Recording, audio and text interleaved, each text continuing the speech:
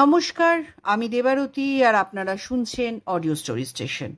আজ audio story স্টেশনে আপনারা শুনবেন শ্রী গৌতম রায় রচিত গোয়েন্দা নীলাঞ্জন ব্যানার্জির গল্প অভিভাবকের দ্বিতীয় পর্ব। গল্পের প্রথম পর্ব গত সপ্তাহে অলরেডি আমার চ্যানেলে আপলোড করা আছে, আপনারা চাইলে শুনে আসতে পারেন। আজকে শুনবো গল্পের দ্বিতীয় পর্ব। তাহলে চলুন সময় নষ্ট না করে আমরা সরাসরি চলে যাই গল্পে এবং শুনে নিই গল্পটির দ্বিতীয় পর্ব। দুদিন নয়, পরদিন সন্ধেবেলা গঙ্গোত্রী দেবীর মোবাইল নাম্বার এসে গেল নীলের হাতে। নীল যখন সুইচ টিপল তখন রাত 9টা। উপাস থেকে সুরেলা কণ্ঠস্বর ভেসে এলো। কে বলছেন? আমাকে ঠিক আপনি চিনবেন না, আমি নীল ব্যানার্জি, প্রাইভেট ইনভেস্টিগেটর। একটা তদন্তের ব্যাপারে আপনার সঙ্গে কিছু কথা বলতে চাই। সম্ভবত আপনি কৌশিক করের হত্যার ব্যাপারে কিছু খোঁজ খবর নিতে চাইছেন, কিন্তু আমার নলেজে কোনো খবর কিন্তু নেই। রথিজিৎ মজুমদারের নামটাও কি আপনার নলেজে নেই? সামান্য নীরবতা, তারপর গঙ্গোত্রীর কণ্ঠস্বর। কি জানতে চান আপনি? ফোনে তো এত কথা হয় না, যদি আমাকে কিছুক্ষণের জন্য সময় দেন। কিন্তু কেন? আমার হাতে তো সময় নষ্ট করার মতো অঢেল সময়ও নেই। জানি আপনি একজন ব্যস্ত মঞ্চশিল্পী, সময় আপনার কম, কিন্তু খুনের মতো একটা সাংঘাতিক ঘটনায় আপনার নামটা যে জড়িয়ে গেছে এটা অস্বীকার করা যাচ্ছে না। আজ আমাকে সময় না দিলে পুলিশ কিন্তু তাদের নিয়মে আপনার কাছ থেকে সময় বার করে নেবে। সেখানে আপনার ইচ্ছে অনিচ্ছের প্রশ্ন অবান্তর হয়ে যাবে। এটা কি পুলিশের জুলুম নয়? প্রথম কথা, আমি পুলিশ নই। অযথা আমি কোনো মানুষকে হ্যারাস করি না। আপনি যদি এই অপরাধের সঙ্গে কোনোভাবেই জড়িত না থাকেন তাহলে আমি কথা দিতে পারি অযথা হ্যারাসমেন্টের হাত থেকে আমি আপনাকে বাঁচতে সাহায্য করব। আবার ক্ষণিকের নীরবতা। গঙ্গোত্রী বললেন, আমায় কি করতে বলেন? আপনার সঙ্গে আমি কিছু কথা বলতে চাই। আগেই বলেছি আমার হাতে সময় কম। প্রায় প্রতিদিনই আমার কোথাও না কোথাও শো থাকে। আজ শনিবার, রবি শো, মঙ্গল 3 দিনই আমার শো। শোয়ের শেষে স্টেজে আসতে পারেন। না, ব্যাপারটা কনফিডেন্সিয়াল। তাছাড়া শোয়ের শেষে আপনি ক্লান্ত থাকবেন। আপনার অফ ডেটা বলুন। ওয়েল, বুধবার আমি ফাঁকা আছি। কোথায় বসতে চান? আমার বাড়িতে? হ্যাঁ, হতে পারে। আমার বাড়িটা জারিফ লেনে, মিনার্ভা থিয়েটারের আগেই একটা গলি পাবেন। 3/1 বাড়িটা খুঁজে পেতে আশা করি অসুবিধে হবে না। ঠিক 7টায়। ওকে, তাই হবে। কাঁটায় কাঁটায় 7টায় নীল আর দীপু পৌঁছে গেল গঙ্গোত্রী চট্টোপাধ্যায়ের বাড়িতে। কোলাপসিবল গেট, ভিতর থেকে তালা লাগানো, ডান দিকে কলিং বেল। বেল দেবার পর মিনিট 3 মধ্যে একটি কম বয়সী মেয়ে এসে গেটের ওপাশে দাঁড়ালো। নীল জিজ্ঞাসা করল, গঙ্গোত্রী দেবী আছেন তো? হ্যাঁ। পকেট থেকে নিজের কার্ডটা ওর হাতে দিয়ে বলল, ম্যাডামকে কার্ডটা পৌঁছে দিন। অল্পক্ষণের মধ্যেই মেয়েটি ফিরে এসে গেট খুলে ডান দিকের ঘরে নিয়ে গিয়ে বসালো। বলল, আপনারা বসুন, দিদি এক্ষুনি আসবেন। পুরনো দিনের বাড়ি হলেও ঘরটা আধুনিক আসবাব দিয়ে সাজানো। চেয়ার, টেবিল, বুককেস সবই বেশ ঝকঝকে। ঘরে ঢুকতেই সবার আগে চোখে পড়ে বিশাল মাপের এক সুন্দরী মহিলার হাস্যরত ফটোগ্রাফ। দীপু বলল, মনে হয় ইনি। ফটো অ্যাঙ্গেলটা দারুণ, তাই না? হওয়াটাই স্বাভাবিক, তবে নো সাইড টক। ঠিক আছে বাবা, তোমাকে আর মনে করাতে হবে না। সারা ঘরে মিষ্টি সুবাস ছড়িয়ে এক সুন্দরী মহিলা ঘরে এসে ঢুকলেন। যেন ছবির মহিলাটি সশরীরে সামনে এসে দাঁড়ালেন। গায়ের রংটা উজ্জ্বল গৌর না হলেও মাজা রঙের জৌলুস যেন ছিটকে পড়ছে। সম্ভবত মুখে কোনো ক্রিম জাতীয় কিছু মাখা হয়েছে। এক কথায় গ্লোয়িং। ঘাড় পর্যন্ত কাটা চুল, নাকের হিরেটা থেকে থেকেই জ্বলে উঠছে। পরনে নেভি ব্লু সিল্ক গাউন, গায়ে একটা হালকা চাদর চড়ানো, কয়েকটা সাজানো চেয়ার লাগোয়া একটা সিঙ্গল ডিভান। মহিলা সেখানে গিয়ে বসতে বসতে বললেন, আমি কিন্তু মিস্টার নীল ব্যানার্জিকে চিনি না। আপনাদের মধ্যে? নীল বলল, আমি নীল, নমস্কার। নিশ্চয়ই চা চলবে? চলবে। অনেক দূর থেকে আসছেন, নিউ আলিপুরের ঠিকানা, সামান্য একটু ভদ্রতা করা যেতে পারে নিশ্চয়ই। সামান্য হেসে নীল বলল, এটাই তো বাঙালিয়ানা। ঠিক আছে, এবার বলুন, আমি আপনাকে কিভাবে সাহায্য করতে পারি? আমার প্রথম প্রশ্ন, রথিজিৎ বাবু এখন কোথায়? কি আশ্চর্য, আমাকে রথিজিতের whereabouts নিয়ে প্রশ্ন কেন? কেনটা আপনি জানেন, তবু বলি। আমি শুনেছি, কথা কেড়ে গঙ্গোত্রী বললেন, আমার সঙ্গে রথিজিতের একটা অ্যাফেয়ার্স আছে। এই তো? নেই। সেই উত্তরের আগে গঙ্গোত্রী বললেন, যিনি আপনার সঙ্গে বসে আছেন ওই উনিও কি গোয়েন্দা? আমার সহকারী। ব্যাপারটাও একই। এনিওয়ে, রথিজিৎ সম্বন্ধে কিছু বলার আগে আমার সম্বন্ধে আপনার কিছু জানা দরকার। আমি একটু খোলামেলা কথা বলতে ভালোবাসি। আমরা 3 জেনারেশনের অভিনেত্রী।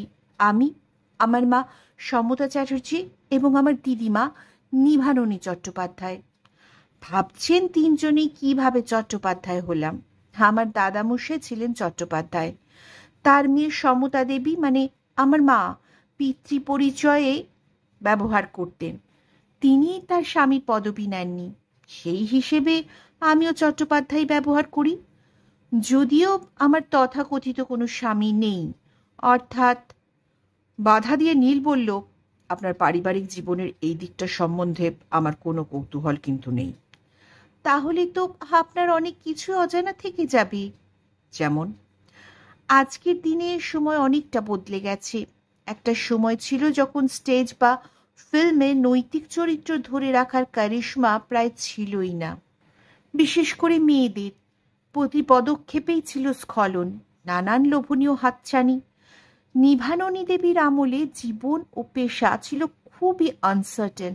কোনো এক মহাপুরুষের অঙ্কশায়নী হতে না পারলে হেক্সট্রাদের দলে মিশে যেতে হতো। তখন না ঘরকা না ঘাটকা। নিজেকে প্রতিষ্ঠিত করতে গিয়ে দিদিমাকে অনেকটা নামতে হয়েছিল। আপনাদের ভাষায় বাবু, একজন বাবু ধরে রাখতেই হতো। এই ধরার সঙ্গে বৈবাহিক কোনো সম্পর্ক ছিল না। সেই ধারা মেনে আমার মাকেও ওই একই পথে এগোতে হয়েছিল। আগে লোকে এসব নিয়ে মাথা ঘামাতো না, বিশেষ করে মধ্যবিত্ত গেরস্তের দল। এখন দিন বদলেছে। আমার জন্ম এবং পরিবেশ নিয়ে কেউ আর মাথা ঘামায় না। এখন আমি গঙ্গোত্রী চট্টোপাধ্যায়। নতুন আঙ্গিকে এখন স্টেজে গিয়ে চলেছে, সিনেমাও তাই।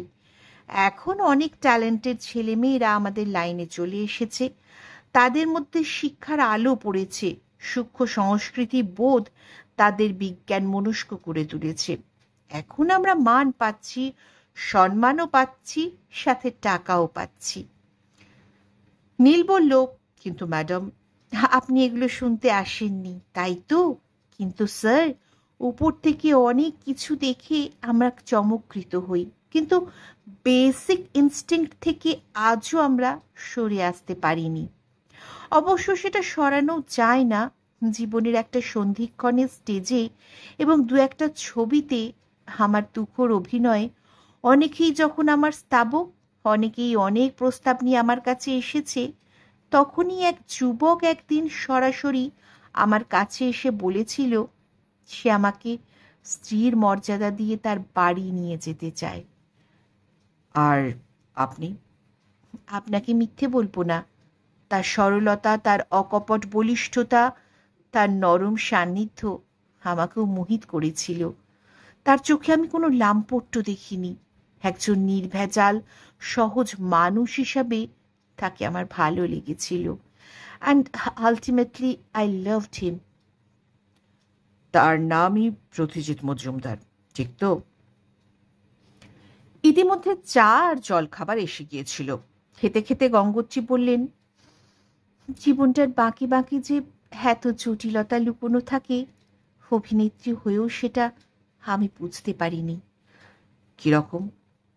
মাকে যখন আমি রথির কথা বললাম, আচমকা সাপের ছোবল খেলে মানুষ যেমন চমকে ওঠে, সমতা চট্টোপাধ্যায় ঠিক সেইভাবেই চমকে উঠেছিলেন। বলেছিলেন, এ হয় না, হতে পারে না। কেন? আমার মা সমতা চট্টোপাধ্যায় ছিলেন ডাক সাইটে সুন্দরী। তার দুজন বাবু ছিল। নাম শুনলে আপনিও চমকে যাবেন। তারা কারা? একজনের নাম রণজিৎ মজুমদার, অন্যজন বিশ্বজিৎ মজুমদার। সে কি, এরা তো দু ভাই? আগে জানতাম না, রথির সঙ্গে আলাপ হবার পর জেনেছি। প্রথম প্রথম দু ভাই জানতেন না তারা একই মেয়ে মানুষের কাছে যাতায়াত করেন। তারপর? হ্যাঁ, বলুন। দুজনের একদিন মুখোমুখি দেখা হয়। আমার মায়ের মুখে শোনা সে এক বিশ্রী রাত ছিল। দুজনেই দুজনের দিকে একেবারে কটমট করে চেয়ে একইভাবে ফিরে গিয়েছিল। তারপর? ঠিক এক সপ্তাহের মধ্যে খবর পাওয়া গিয়েছিল বিশ্বজিৎ মজুমদার অদৃশ্য আততায়ীর হাতে খুন হয়ে গেছেন। দীপু চুপ করে থাকার কথা দিয়েও কথা রাখতে না পেরে বলল, একজন মহিলার জন্যে একইভাবে আর এক ভাইকে মেরে দিল? গঙ্গোত্রী বললেন, সেটারও কোনো সঠিক প্রমাণ আজও পাওয়া যায়নি। মায়ের মুখে যতদূর শুনেছি, এক মহিলাকে নিয়ে দু ভাইয়ের জিঘাংসাটাই শেষ কথা নয়। ওদের মধ্যে ব্যবসাগত দ্বন্দ্ব চলছিল দীর্ঘদিন ধরে। ওদের কেউ একজন কাউকে ঠকিয়েছিল। সম্ভবত সেই কারণেই একজনকে সরিয়ে দেওয়া হয়। আবার দীপু, এ তো কেঁচো খুঁড়তে সাপ বেরোচ্ছে। গঙ্গোত্রী তার সুন্দর হাসিটা সামান্য ছড়িয়ে বলল, মিস্টার ব্যানার্জি, আরো খুঁজুন, আরো ভিতরে ঢুকুন। সামান্য সাপ নয়, অজগর বেরোবে। মজুমদার পরিবারের অনেক জটিল রহস্যের দেখা পাবেন। আপনার সঙ্গে আমার প্রথম আলাপ। প্রথম আলাপে এত কথা কেউ বলে না। আমি বললাম, কারণ সেই অজগরটাকে আমি চিনি। আমার একমাত্র ভালোবাসাটাকে সে কলঙ্কিত করে দিয়েছে। এক কড়া দুধে এক চামচ চোনা ফেলার মতো। সেই লোকটার মতো নোংরা, ইতর আর অবৈধ ব্যবসায়ীকে চেষ্টা করুন হাতে নাতে ধরতে।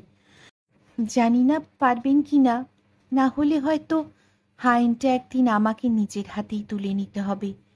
আর কিছু বলার নেই। তার নামটা জানতে পারি? তাহলে আপনি কিসের গোয়েন্দা? ওটা আপনাকেই খুঁজে বার করতে হবে।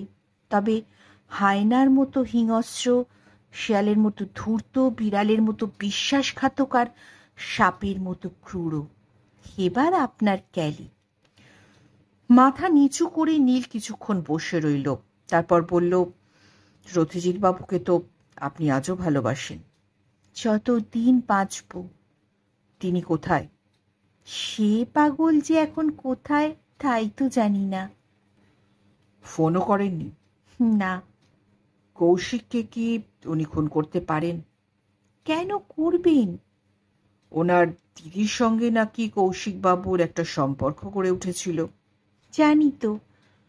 রথিজিৎ খুব ব্রড মাইন্ডেড ছেলে।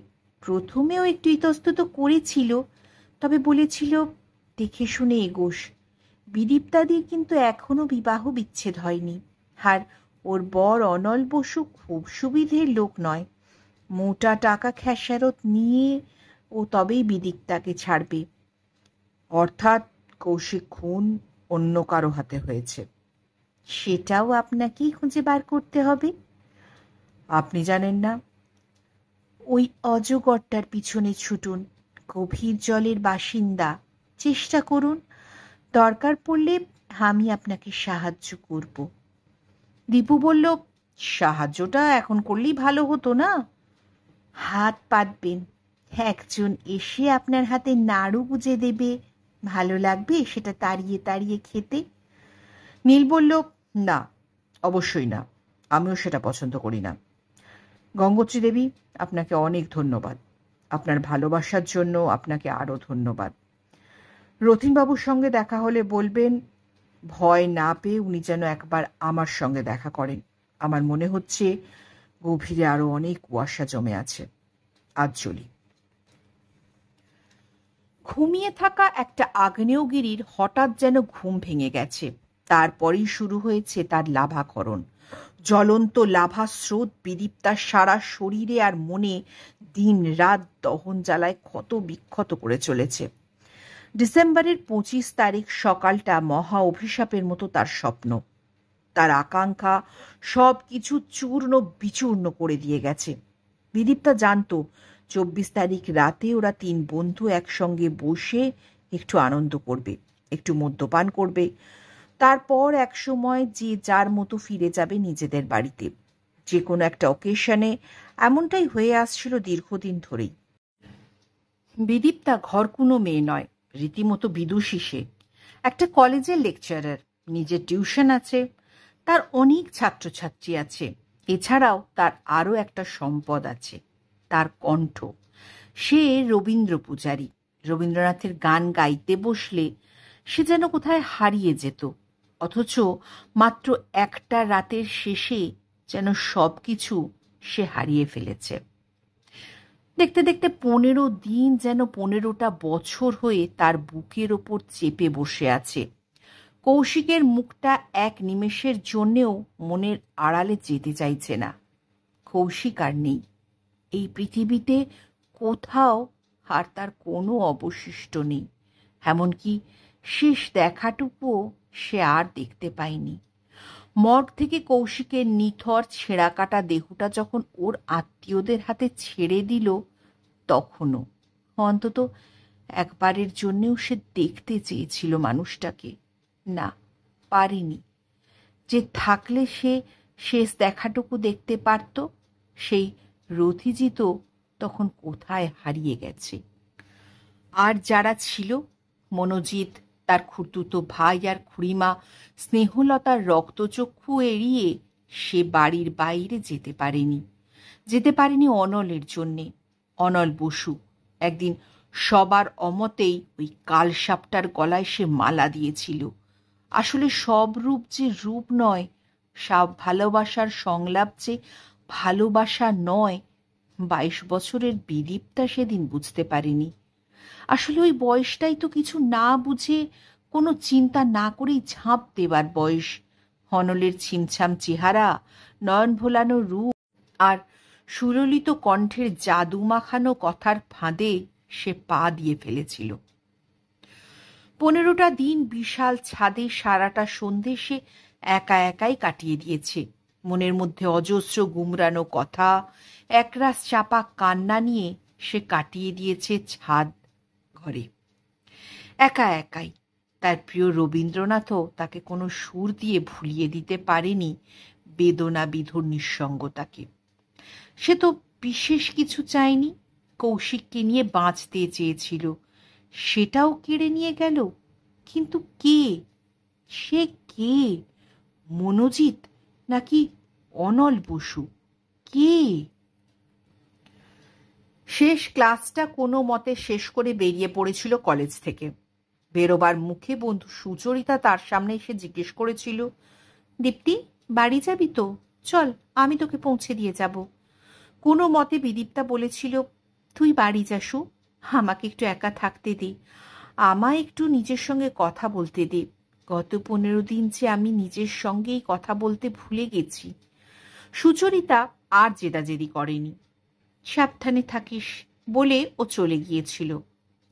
বেতন থেকে বেরিয়ে ও পশ্চিম দিক ধরে হাঁটছিল, যেন একটা বোবা মেয়ে খেইহারা হয়ে হেঁটে চলেছে। কোথায় যাচ্ছে, কেন যাচ্ছে, তার কোনো সঠিক নিশানাই নেই। একসময় সে আবিষ্কার করল সে চলে এসেছে নিমতলা শ্মশানে। কৌশিকের প্রাণহীন দেহটা যে এভাবেই আনা হয়েছিল। শ্মশানের সব দেহগুলোর চারপাশে ভিড় করে দাঁড়িয়ে আছে তার আত্মীয় পরিজনেরা। থমকে দাঁড়ালো বিদীপ্তা। কৌশিকও এমনি করে শুয়েছিল এদেরই মতো, নিষ্প্রাণ অসহায় দেহ হয়ে। তারপর একটা সময় আগুনের কফিনে তার দেহটা চলে গিয়েছিল। আর কোনো দিন কোনো অবয়বেই ফিরে না আসার অঙ্গীকার নিয়ে। বুকের জ্বলন্ত জিজ্ঞাসা একটা প্রশ্ন তাকে কুড়ে কুড়ে খাচ্ছিল। নিজেকে বলতে ইচ্ছে করছে, কৌশিক তোমার মৃত্যুর জন্য আমি দায়ী। আমার জন্যই তোমাকে অকালে চলে যেতে হলো। এরা কেউই আমাদের ভালোবাসার মূল্যটাই দিল না। আচ্ছা কৌশিক, তুমি কি একবারও বুঝতে পারোনি তোমার আশেপাশে কোন এক আততায়ী ওত পেতে বসেছিল তোমাকে আমার কাছ থেকে সরিয়ে দেবার জন্যে? তুমি পারোনি। পারবে কি করে? তুমি যে আত্মভোলা, সারা জীবন লেখাপড়ার জগতে ডুবে থাকা এক সাধক, চারপাশের কুটিল চোখগুলো দেখার মতো অবসর ছিলই না তোমার। শীতের বেলা নিজের নিয়মেই নেমে আসে। আধো আলো আধো ছায়া সিঁড়ির এক পাশে গিয়ে বসেছিল আপন মনে। ঠিক তখনই মনে পড়ে গেল আরও এক বসন্ত দিনের কোকিল ডাকা সন্ধ্যের কথা। তখন সে 5th ইয়ারের ছাত্রী। কলেজ ছুটির পর ট্রাম বাসে না উঠে হেঁটে হেঁটেই বাড়ি ফিরছিল। ঠনঠনে কালীবাড়ির সামনে এসে দাঁড়িয়ে পড়েছিল।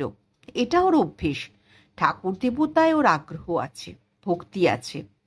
কালী মূর্তির সামনে দাঁড়িয়ে সে জোর হাতে প্রণাম করেছিল।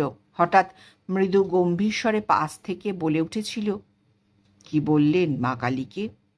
চমকে মুখ ফিরিয়ে দেখে এক অতি সুদর্শন যুবক তার পাশে দাঁড়িয়ে মিটমিট করে হাসছে। একজন ছেলে আছে ইচ্ছে থাকলেও যাদের এড়িয়ে যাওয়া যায় না। রূপবান সুপুরুষ একটি ছেলে, মাথায় অবিন্যস্ত চুল, তীক্ষ্ণ নাসা, জ্বলন্ত ভাসা ভাসা চোখ। চোখ দুটো দেখেই মনে হয় তার অন্তর্ভেদী দৃষ্টি দিয়ে সে যেন বিদীপ্তার অন্তরটুকু পর্যন্ত পড়ে নিতে পারছে। ছেলেটির মুখের দিকে তাকিয়ে সেদিন বিদীপ্তার কোনো মতেই মনে হয়নি সে কোনো ইভটিজার। আর এমনিই ছিল আন্তরিক স্বরক্ষেপণ। বিদীপ্তার তাকে ইগনোর করে এড়িয়ে যেতে যাওয়াটাও সম্ভব হয়নি। কোনো মতে ঢোক গিলে বলেছিল, কিন্তু আপনি, আপনাকে তো ঠিক চিনলাম না। ছেলেটি বলেছিল, আমি কিন্তু আপনাকে চিনি। কি রকম? আপনার বাড়ি তো Wellington, Taltala, Indian মেরর street.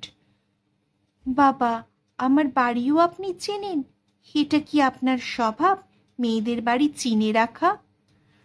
No madam, আজ পর্যন্ত কোনো মেয়ের সঙ্গেই আমি এভাবে কথা বলিনি নিজে থেকে। তাহলে? আপনি তো মনোজিৎ মজুমদারের বোন। বোন বলতে যা বোঝাচ্ছেন তা নয়। আমি ওর দিদি, চেতুতো দিদি। সেটা কোনো প্রবলেম নয়। মনোজিতের সঙ্গে আমি একটা পার্টনারশিপে বিজনেস করার কথা ভাবছিলাম। ওহো, তাই বলুন। কিন্তু আমাকে চিনলেন কিভাবে? আপনার চোখ নেই, তাই দেখতে পাননি। আমি তো প্রায়ই ওর ঘরে যাতায়াত করি। ও, তা হতে পারে। আসলে হ্যাঁ, আমিও লক্ষ্য করেছি আপনি আপনার ঘরে লেখাপড়ার গান নিয়ে ব্যস্ত থাকেন। জানেন, আপনার গানের গলাটা দারুণ। ঠিকমতো রেওয়াজ আর তালিম নিলে ভবিষ্যতে ভালো গায়িকা হতে পারবেন। তাই? 100% তাই। যদি বলেন তাহলে আমি আপনার জন্য একজন ভালো রবীন্দ্রসঙ্গীতের শিক্ষক জোগাড় করে দিতে পারি। অশিক্ষিত পটুত্ব দিয়ে কিছুটা এগুনো যায়, কিন্তু উপযুক্ত গুরু না পেলে আপনার ইনারবর্ন ট্যালেন্টটা নষ্ট হয়ে যাবে। যে কোনো বিষয় গুরুর দরকার, এটা আপনাকে মানতেই হবে। কথাগুলো বাড়িতে গিয়ে ভেবে দেখবেন একটু। বেশ, দেখব। আমরা কিন্তু হাঁটতে হাঁটতে বউবাজার পর্যন্ত চলে এসেছি। ভালোই তো, আর একটু এগোলেই তো আমার বাড়ি। হেঁটেই যাবেন? হাঁটতে তো আমার ভালোই লাগে। ভালো, স্বাস্থ্যের পক্ষে সেটা ভালো। তবে তার আগে কোথাও একটু বসে চা খেয়ে নিলে হতো না? নো স্যার, একদিনে সেটা বড্ড বেশি বাড়াবাড়ি হয়ে যায়। তাহলে দ্বিতীয় দিনের আশ্বাস দিচ্ছেন? চট করে এই প্রশ্নের উত্তর না দিয়ে নিঃশব্দে ওরা হিন্দ সিনেমা পর্যন্ত হেঁটে চলে গিয়েছিল। চলতে চলতে একটা সিগারেট ধরিয়ে ছেলেটা বলেছিল, আমার উত্তরটা কিন্তু পেলাম না। বিদীপ্তা উত্তর দিয়েছিল, তার কি কোনো দরকার আছে? এলোমেলো চুলের গোছা পিছনে ঠেলতে ঠেলতে ছেলেটি বলেছিল, কি জানি, হয়তো দরকার আছে। সেদিন আর কোনো কথা হয়নি। বাড়ির কাছাকাছি এসে বিদীপ্তা বলেছিল, আর না, এবার আমি একা ফিরব। আবার কবে দেখা হবে? তার তো কোনো দরকার নেই। কেন, কোথাও এনগেজড? না, সেভাবে কিছু ভাবিনি কখনো। ভাবুন না, আপনার মধ্যে একটা শিল্পী সত্তা আছে। শিল্পীরা ভাবের জগতে থাকেন। ভাবুন না একটু। যদিও কখনো ভাবনা আসে, ভাবব। এবার যাব। আমার নামটা জেনে গেলেন না? বলেননি তো। অনল বসু। সামনের গঙ্গা এখন কালো তরঙ্গমালা। কখনো কখনো হঠাৎ আসা সামান্য আলোয় মাঝে মাঝে চিকচিক করে উঠছে। বিদীপ্তা বুঝতে পারল তারও চোখে কোন চিকচিক করছে। না, বেদনার অশ্রু আভাস নয়, রাগ, ক্ষোভ আর নিজের হঠকারী সিদ্ধান্তের জ্বালায়। আসলে সে তখন প্রথম প্রথম প্রেমের মাধুর্যে বিভোর। মেয়েদের জীবনে প্রথম আলোর রংটাই তো আলাদা। প্রতিদিন প্রতি মুহূর্তে তখন তার মনে একটাই নাম, অনল, অনল আর অনল। মিষ্টি, রোম্যান্টিক আর ঝলমলে একটা ছেলে তাকে ভাসিয়ে নিয়ে গিয়েছিল এক অপরূপ রাজত্বে।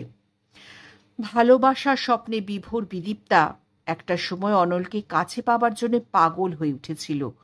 অনলের একটা ডাকে হয়তো সে ঘর বাড়ি ছেড়ে তার সঙ্গে দেশান্তরী হয়ে যেতে পারত। অনলের ডাক উপেক্ষা করতে না পেরে সে বিয়ের আগেই তার শয্যাসঙ্গিনী পর্যন্ত হয়েছিল। এমনই যখন উত্তুঙ্গ অবস্থা, বাবা রণজিৎ তাকে ডেকে পাঠিয়েছিলেন। বাবা ছিলেন খুবই গম্ভীর আর রাশভারী মানুষ। সংসার দেখার অবসর তার ছিল না, ব্যবসাতেই মত্ত। বিদীপ্তা জানত তার এই বেপরোয়া ভেসে যাওয়াটা অনেকেই পছন্দ করবে না, বিশেষ করে তার বাবা মা। তবু মনে মনে প্রস্তুত হয়েই সে বাবার সামনে দাঁড়িয়েছিল। মদ্যপানটা সম্ভবত মজুমদার বাড়ির একটা রেওয়াজ। যখন সে রণজিতের সামনে গিয়ে দাঁড়িয়েছিল, বাবার নেশারক্তিম চোখের দিকে তাকিয়ে সে সামান্য শঙ্কিতও হয়েছিল। কিন্তু প্রেম তো প্রেমিক প্রেমিকাকে মরিয়া করে তোলে। জড়তা কাটিয়ে সে বলেছিল, বাবা, তুমি আমায় ডেকেছ? মেয়ের মুখের দিকে তাকিয়ে রণজিৎবাবু প্রশ্ন করেছিলেন, তোমার কি খেয়াল আছে তোমার এখন বয়স কত? মাথা নিচু রেখে বিদীপ্তা উত্তর দিয়েছিল, এটা তো তোমার আর মায়ের বেশি করে জানা উচিত। 26। হ্যাঁ বাবা। এবং তুমি এমএ পাশ করেছ? হ্যাঁ বাবা। বাবা হিসেবে এবার তো আমার একটা কর্তব্য পালন করতে হয়। বিদীপ্তা কেবল মুখ তুলে তাকিয়েছিল। সেদিকে তেমন ভাবে নজর না দিয়েই রণজিৎ বলেছিলেন, তোমার জন্য আমি একটা ভালো পাত্র দেখেছি। ছেলেটি লন্ডন থেকে দিন 15-র মধ্যে ফিরবে। ওখানে FRCS করেছে। বিয়ের পরে তোমাকে তার স্ত্রী হয়ে লন্ডনে যেতে হবে। নিজেকে প্রস্তুত করে নাও। কিন্তু এর মধ্যে কোনো কিন্তু আছে নাকি? আছে। আমি কোনো অপরিচিত ছেলেকে বিয়ে করতে পারবো না বাবা। কেন? কয়েক সেকেন্ড সময় নিয়ে জানিয়েছিল, আমি একটা ছেলেকে। কথা কেড়ে নিয়ে রণজিৎ বলেছিলেন, ভালোবাসো, এবং তার নাম অনল বসু। সবই যখন জানো তখন। গ্লাস থেকে এক চুমুক পানীয় টেনে নিয়ে বলেছিলেন, আমি এমন অনেক কিছুই জানি যা তুমি জানো না। তুমি জানো ছেলেটিকে, কি তার পরিচয়, সে কি করে, তোমাকে বিয়ে করার কোনো যোগ্যতা আছে তার কিনা? বিদীপ্তার সেই মুহূর্তে সত্যিই কোনো উত্তর দেবার ছিল না। সত্যিই সে অনলের কতটুকুই বা জানত। তার জানা ছিল অনল বিয়ে পাশ করে বাবার ব্যবসায় যোগ দিয়েছে। তার হাতে অনেক টাকা, তার একটা গাড়ি আছে, সময় অসময় গাড়ি নিয়ে লং ড্রাইভ দেয়, কথাবার্তায় খুব চৌখস, আর বেড পার্টনার হিসাবে অদ্বিতীয়। এসব উত্তর তো দেওয়া যায় না। সে চুপ করেই ছিল। উত্তরটা এসেছিল রণজিতের দিক থেকে। তোমার চোখ থেকে রঙিন কাঁচটা খুলে ফেললে দেখতে পেতে ছেলেটি অনেকটা মাকাল ফলের মতো। তোমাকে মিথ্যে কথা বলেছে। সে কোনো মতে হায়ার সেকেন্ডারি গণ্ডিটা পেরিয়েছে। না, ওর বাবার কোনো ব্যবসা নেই। একটা প্রাইভেট কোম্পানির হেড ক্যাশিয়ার ছিল। তহবিল তছরূপের দায়ে চাকরিটা যায়। আর তোমার অনল বসু ওর মাথায় টুপি পরিয়ে নানান জায়গায় মিথ্যা বলে ফান্টুসগিরি করে বেড়ায়। একটু খোঁজ নিলেই জানতে পারবে ওই রাঙা মূলোটার কথার ফাঁদে পা দিয়ে বসে আছে তোমার মতো বোকা কিছু মেয়ে। তাদের সবার কাছেই ওর বিয়ের প্রস্তাব দেওয়া আছে, যেমন তোমাকে দিয়েছে, কারণ তোমার বাবার টাকা আছে। এবং ওর ফাঁদে পড়লে লোক দেখানো একটা বিয়ে করবে, তারপর শুরু হবে নানান কায়দার শ্বশুরবদের ধান্দা। এসব কথা তোমায় কে বলল? তোমার ব্যাপারটা আমি আগেই জেনেছিলাম। তুমি ভেবো না আমি শুধুই ব্যবসা করি, সংসারের দিকে তাকাই না। এটা তোমার ভুল ধারণা। আমার কথা বিশ্বাস না হলে তোমার ভাই রথিজিৎকে আলাদাভাবে ডেকে জিজ্ঞাসা করতে পারো। অনল সম্বন্ধে আরো ভালো তথ্য সংগ্রহ করতে পারবে তোমার খুড়তুতো ভাই মনোজিতের কাছ থেকে। মনোজিৎ কেন? সামান্য হেসে রণজিৎ বলেছিলেন, টাকার এপিঠ আর ওপিঠ নিশ্চয়ই দুটো দিকই দেখেছ। প্রশ্ন এড়িয়ে বিদীপ্তা জিজ্ঞেস করেছিল, অনলের এ বাড়িতে যে যাতায়াত আছে সেটা জানো? হ্যাঁ। কেন সেটা জানো? ওরা নাকি জয়েন্টলি কি একটা ব্যবসা শুরু করবে। নীরবে কিছুটা সময় অতিবাহিত করে রণজিৎ বলেছিলেন, বাবা হয়ে ওদের সম্বন্ধে তোমার কাছে আর বেশি কিছু খোলাখুলি বলতে পারছি না, তবে তুমি অনলকে ভুলে যাবে, এটাই আমার শেষ কথা। গঙ্গার ধারটা তখন ফাঁকা হয়ে আসছিল, অন্ধকারও বেশ ঘন। দু একজন দল তাদের শেষ কাজটুকু সারার জন্যে মাঝে মাঝে পাড়ে যাওয়া আসা করছিল। বিদীপ্তা আর বসল না, উঠে পড়ল। অনেকটা যেতে হবে। শ্মশান ডিঙিয়ে বাইরে এসেও হাঁটা শুরু করলো। অব্যক্ত যন্ত্রণায় বুকটা ওর মোচড় দিচ্ছিল। মনে পড়ছিল বাবার কথা, মনে পড়ছিল রথির কথাও। রথি তার চেয়ে মাত্র 2 বছরের ছোট।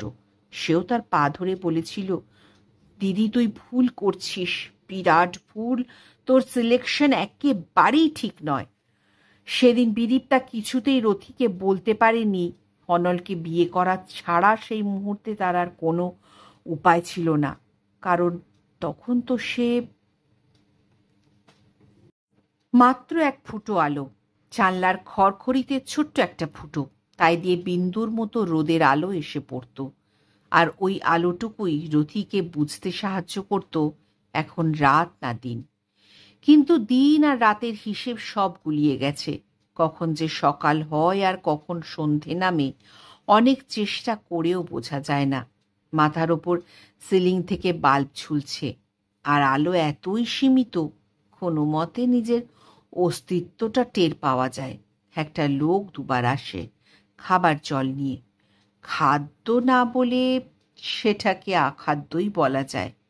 রথি কল্পনাতেও ভাবতে পারে না তাকে কোনোদিনও এমন খাদ্য খেতে হবে।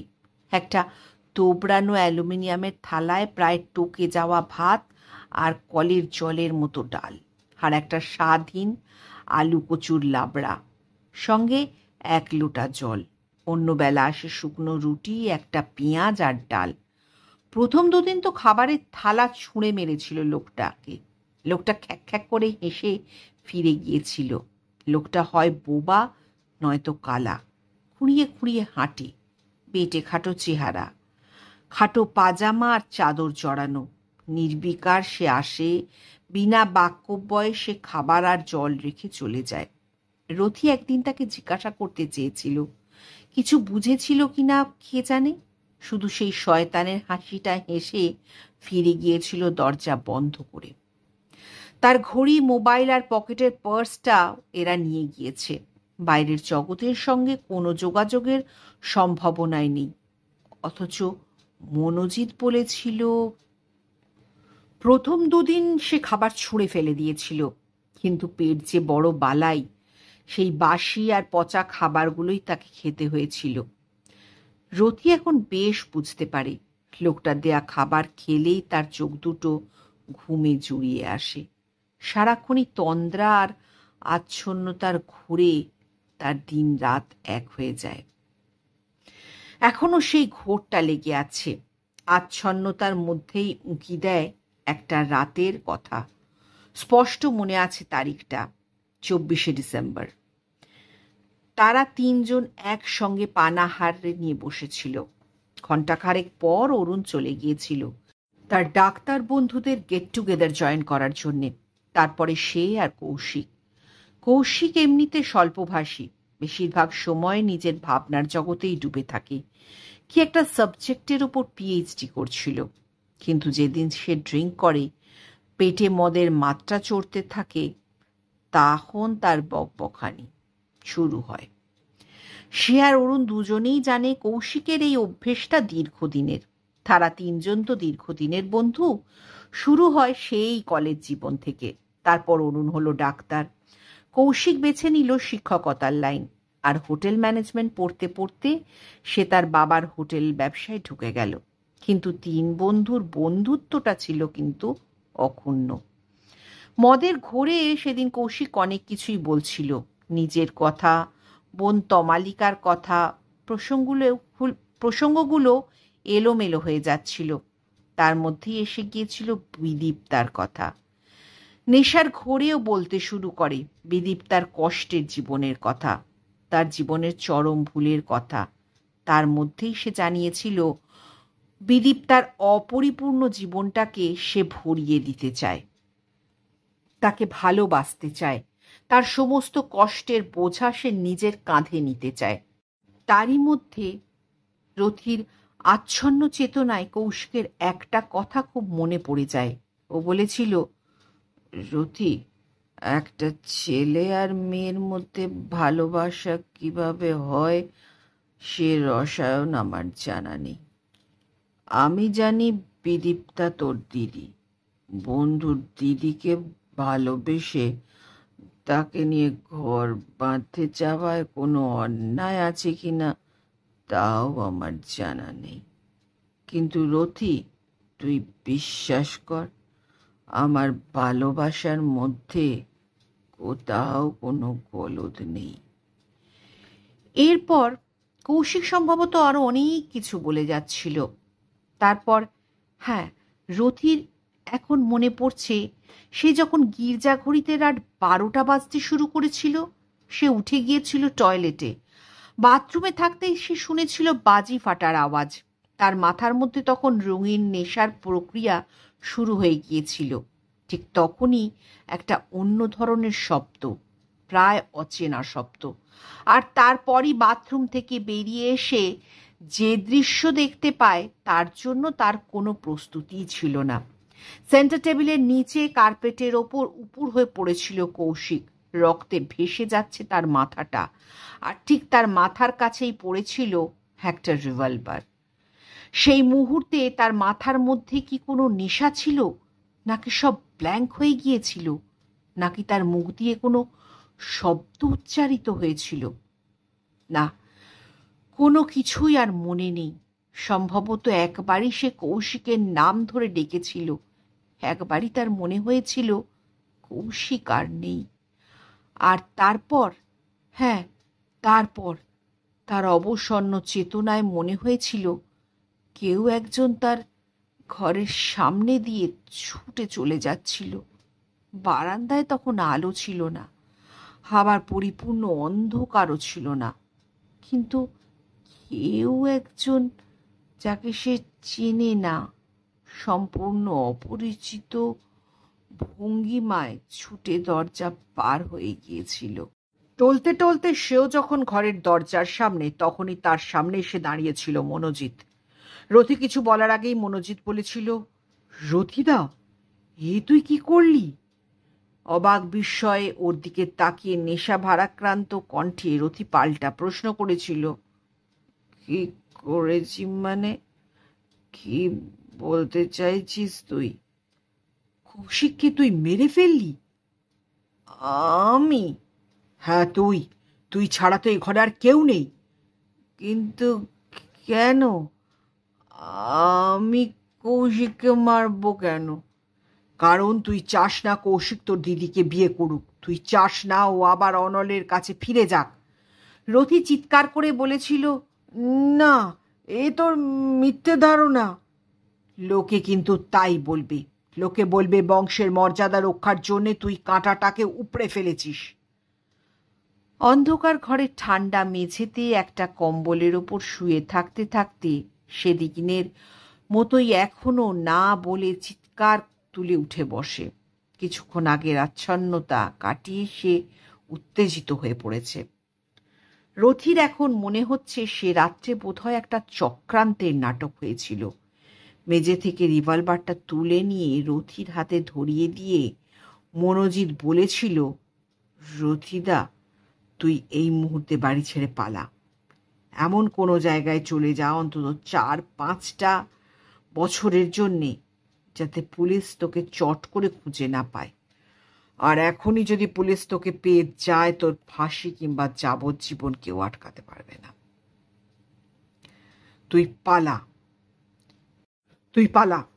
বিহ্বল হতচকিত রথি বলেছিল, কিন্তু কোথায়?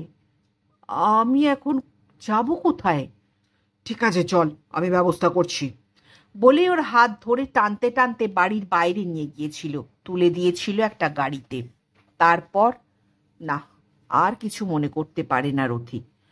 যখন তার জ্ঞান ফেরে, নিজেকে আবিষ্কার করে এই প্রায়ান্ধকার ঘরে সে শুয়ে আছে একটা ছেঁড়া ফাটা কম্বলের ওপর, আর একটা ছেঁড়া ফাটা কম্বল তার শীতে কুঁকড়ে যাওয়া শরীরটার উপর দিয়ে চাপা দেওয়া ছিল। সে খুঁজে পায়নি তার ঘড়িটা, তার পার্সটা, সবচেয়ে দরকারি মোবাইলটা। অন্তত মোবাইলটা থাকলেও একবারের জন্য সে ফোন করতে পারত গঙ্গোত্রীকে। পৃথিবীতে ওই একটা মেয়েই তাকে নিশ্চয়ই বিশ্বাস করবে সে কাউকে খুন করতে পারে না, কৌশিককে তো নয়। কিন্তু সে এখন কোথায়? তার নিজের শহরে, নাকি অন্য কোথাও, অন্য কোনো বিভুঁইয়ে, নাকি কোনো পাতালপুরীতে, যেখান থেকে আর কোনোদিনও পৃথিবীর আলো দেখতে পাবে না? আবার সেই আচ্ছন্ন ভাবটা ফিরে আসছে। কিছুক্ষণ জেগে থাকার পরই আবার চোখ জুড়ে ঘুম নেমে আসবে। চেষ্টা করেও সে জেগে থাকতে পারে না।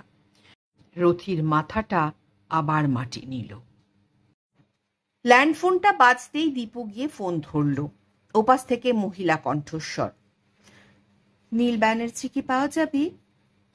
আপনি কে বলছেন? যদি মিস্টার ব্যানার্জি থাকেন তাহলে তাকেই দিন, আমার পরিচয়টা আমি তাকেই দেব। কিছু কথা না বাড়িয়ে দীপু ফোনটা নীলের দিকে এগিয়ে দিল। ফোনের মাউথপিসে হাত চেপে নীল জিজ্ঞেস করল, কে বলছেন? জানি না, দরকারটা তোমার সঙ্গে।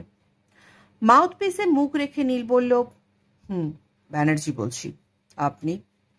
বেশ রাশভারী কণ্ঠে মহিলার স্বর বলে উঠলেন, আমি স্নেহলতা মজুমদার। ঠিক প্লেস করতে পারছি না, তবে গেস করতে পারছি আপনি মজুমদার ফ্যামিলিরই কেউ হবেন। হ্যাঁ, ঠিকই ধরেছেন, আমি মনোজিৎ মজুমদারের মা। নমস্কার, সেদিন আপনার সাথে দেখা করতে পারিনি। বলুন, কি বলবেন? বলার তো অনেক কিছুই ছিল মিস্টার ব্যানার্জি, কিন্তু সেসব অত্যন্ত গোপন কথা। মনও আপনাকে পার্সোনালি ইনভাইট করেছে কৌশিক হত্যার রহস্য ভেদ করার জন্য, কিন্তু মিস্টার ব্যানার্জি, কৌশিকের হত্যাকাণ্ড ধরে এগোতে চাইলে তো আপনি রহস্যের গোড়ায় পৌঁছতে পারবেন না। মজুমদারদের বংশের অনেক না বলা কাহিনী চাপা পড়ে আছে। সবকিছু না জানলে তো আপনি এর শেষ খুঁজে পাবেন না।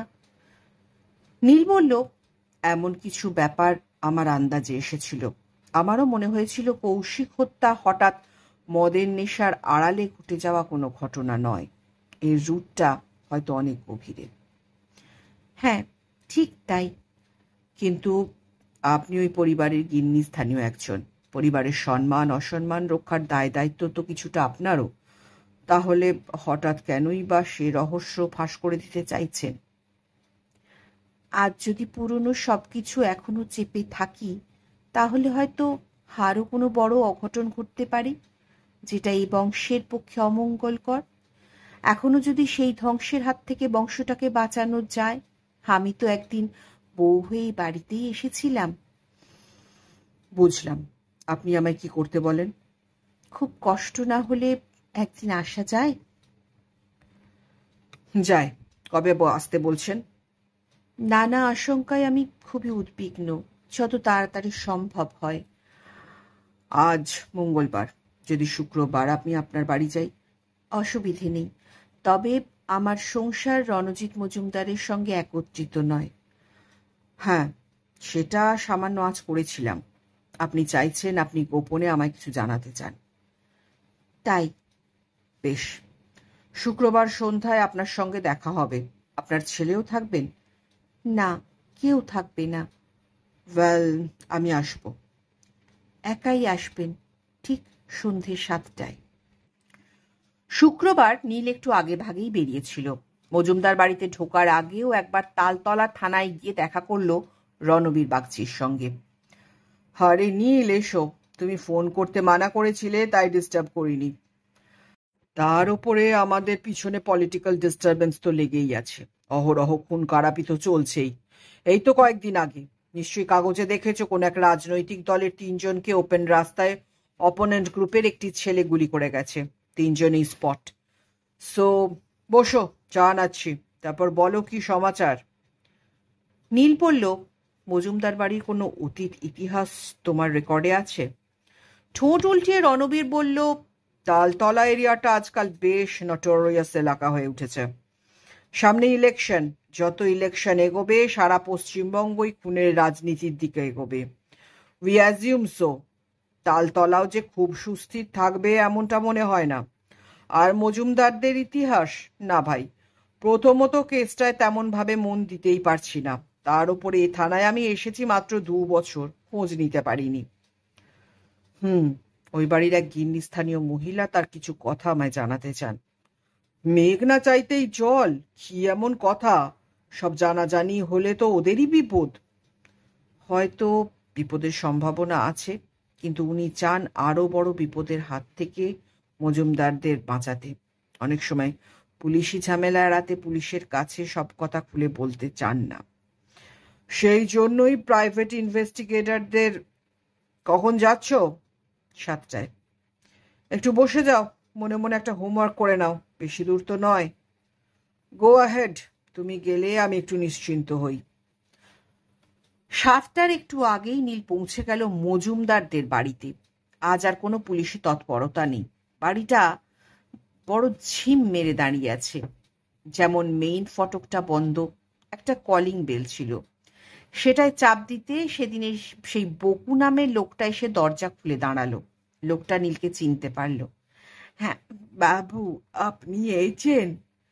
হ্যাঁ। আশ্চর্য লাগছে। না তো, ছোট গিন্নিমা বলেই রেখেছেন, আপনি এলেই ওপরে নিয়ে যেতে বলেছেন। তাহলে চলো। আগের দিন সিঁড়ি দিয়ে দোতলায় উঠে বাঁদিকে রথিজিতদের মহলে গিয়েছিল, আজ ঠিক তার উল্টো দিকে। উপরে উঠেই নীল বকুকে জিজ্ঞেস করলো, পেরিপ্তা দেবী বাড়ি আছেন? কাঁচু মাচু মুখে বকু বলল, সেই ঘটনার পর দিদি তো প্রায় বাড়িতে থাকেনি না। কলেজ থাকলেও বের হন, না থাকলেও বের হন। ফেরেন অনেক রাতে, মানে সন্ধে পেরিয়ে তারপরেই ঢুকে যান নিজের ঘরে। বাড়ির কারো সঙ্গেই তেমন কথাবার্তা নেই। ওনার স্বামী আসেন? মুখ বেঁকিয়ে হাসলো বকু, বলল, তেনার আবার স্বামী কোথায়? শুনছি ওদের ছাড়াছাড়ি হয়ে গেছে। তবে অমল দাদা বাবু আসেন। মনোজ দাদা বাবুর সঙ্গে অনেকক্ষণ একটা ঘরে বসে হাবি জাবি সব কথাবার্তা বলেন। কি কথা? জানি না বাবু, গরিবের ঘোড়া রোগে কি দরকার বলেন। তার মানে তুমি কিছু জানো না, এটাই বলতে চাইছো? এটাই সত্যি কথা বাবু। তুমি তো সেদিন বললে 15 বছরের ওপরে বাড়িতে তুমি আছো। আগে তা হতে পারে। বেশ, এখন চলো তোমাদের ছোট গিন্নির ঘরে। সন্ধে হয়ে গেছে। 7টা মানে শীতের দিনে অনেকটাই রাত। বেশ প্রশস্ত ঘর, আলমারি, বিশাল বড় পালঙ্ক, মাথার ওপরে ফ্যান। এখন নিশ্চল। কয়েকটা নিয়নের উজ্জ্বল আলো ছড়িয়ে পড়েছে সারা ঘরে। ঘরের পশ্চিমের জানলার কাছে একটা জমিদার আমলের আরাম কেদারায় গা এলিয়ে বসেছিলেন বছর 50-এর এক মহিলা। টুকটুকে রং, মাথায় কাঁচা পাকা চুল, থান নয়, সরু কালো পাড়ের দামি কাপড় পরনে, কাজ করা একটা শাল ঊর্ধ্বাঙ্গ জড়িয়ে আছে। মহিলার চোখ মুখ বেশ ধারালো, চোখে সোনার ফ্রেমের চশমা। নমস্কার। মহিলার মুখ ছিল জানলার বাইরের দিকে ফেরানো। নীলের কণ্ঠস্বরে মহিলা মুখ ফিরালেন। হ্যাঁ, নমস্কার। আমি আপনার কথাই ভাবছিলাম। বসুন। আরাম কেদারার কাছে একটা ছোট টেবিলে কিছু খাবার টাবার ছিল, লাগোয়া একটা সেকেলের দামি চেয়ার। নীল গিয়ে চেয়ারে বসল। মহিলা ডাকলেন, পিয়া, পিয়া। আগের দিনের শ্যামবর্ণা সেই মেয়েটি এসে দাঁড়ালো। সাহেবের খাবারটা এখানে দিয়ে যা, কফির পটটাও দিয়ে যাবি, আর আমরা যখন কথা বলবো দেখিস এ ঘরে যেন কেউ না আসে। দাদা বাবু এলে? তারও আশা বারণ, মনে থাকে যেন। সামান্য জলখাবার মানে সামান্য নয়, অনেক রকম আইটেম। নীলের মনে হলো দীপু থাকলে সদ্ব্যবহারটা ভালোই হতো। খাদ্যের আয়োজন দেখে নীল বলল, সন্ধ্যের মুখে এগুলো ওভারলোড হয়ে যাবে। যতটা পারেন খাবেন, সিগারেট খেলে খেতে পারেন, আই হ্যাভ নো অবজেকশন। ঠিক আছে, এবারে যে কারণে আসা সেটাই নয় শুরু করা হোক। হ্যাঁ ঠিক তাই বলছি। স্নেহলতা বলছি বলেও কিছুটা সময় নিলেন, তারপর শুরু করলেন। মিস্টার ব্যানার্জি, আমাদের বাড়িতে কিছুদিন আগে একটা শোচনীয় ঘটনা ঘটেছে। কৌশিক মারা গেছে। পিএম রিপোর্ট বলছে কেউ তাকে খুন করেছে। আপনারাও এখনো জানতে পারেননি। এ ব্যাপারে আমার কিছু বলার নেই। খুনি ধরার দায়িত্ব আপনার। কিন্তু মজুমদার বংশে কি খুন এই প্রথম? আমি জানি সব পরিবারেরই কিছু না কিছু অনৈতিক ঘটনার ইতিহাস আছে, আমাদেরও আছে। মজুমদারদের অবস্থা ৩-৪ পুরুষ আগে এই জায়গায় দাঁড়িয়ে ছিল না। ভবজিৎ মজুমদার আমার শ্বশুর মশাই অতি দরিদ্র অবস্থা থেকে নিজের ভাগ্য ফিরিয়েছিলেন। অনেক রকম ব্যবসা করতে করতে একসময় একটা ছোটখাটো হোটেলের ব্যবসাও শুরু করেন। ধীরে ধীরে তার ঐকান্তিক প্রচেষ্টা এবং বলতে দ্বিধা থাকা উচিত নয় কিছু অসাধুতার আশ্রয় নিয়ে। মাফ করবেন মিসেস মজুমদার, আপনি যখন একটা ইতিহাস বলতে চলেছেন তখন আপনার জানা সঠিক তথ্যের যদি আভাস দেন, বুঝতেই পারছেন আমি কেন এই কথা বলছি। একটু নীরবতা, একটু চোখ বন্ধ করে ভাবা, তারপর বললেন, আমি অসাধুতার কথা বলেছিলাম। হ্যাঁ, অসাধুতা কেন অপরাধও বলতে পারা যায়, যদিও কোনোদিন এর কোনো প্রমাণ পাওয়া যাবে না। মজুমদার বংশের ছেলেরা বরাবরই বেশ রূপবান হন, আর সেই সুযোগ নিয়েছিলেন ভবজিৎ বাবু।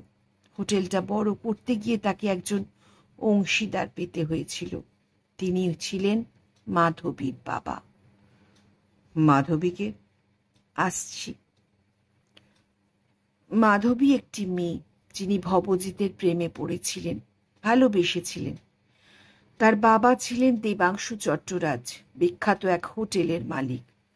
হোটেলের নাম এখন নয় নাই বললাম। ভবজিৎ যে হোটেলটা নিজের চেষ্টায় বড় করার জন্য প্রাণপাত করছিলেন, সেটা কতটা বড় হতো তা জানি না। তবে প্রেম এক মহা সর্বনাশা আবেগ।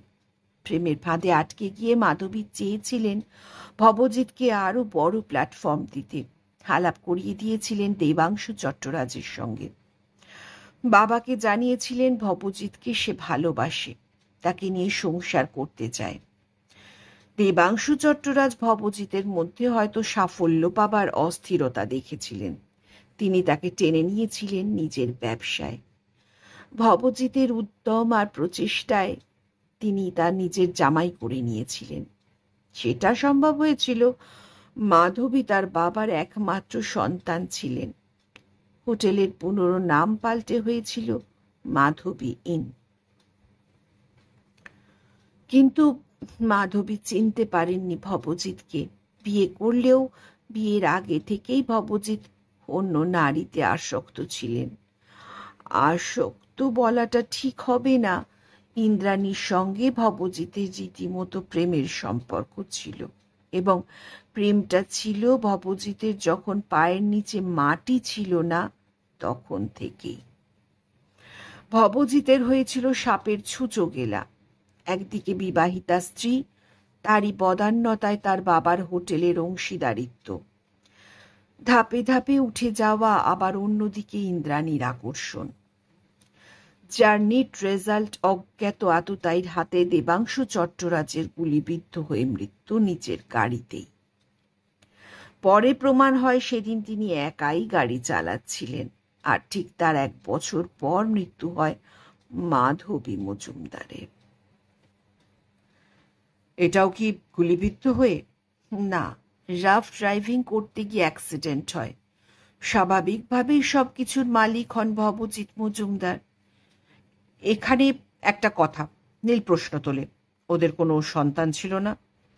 একটু হাসলেন স্নেহলতা, তারপর বললেন, ছিল, এবং সম্ভবত আছেন। কোথায়? আমি জানি না। তিনি আছেন কি নেই সেটাও আমার জানা নেই, তাই সম্ভবত শব্দটা ব্যবহার করলাম। এ নিয়ে কোনো খোঁজ খবর করা হয়নি?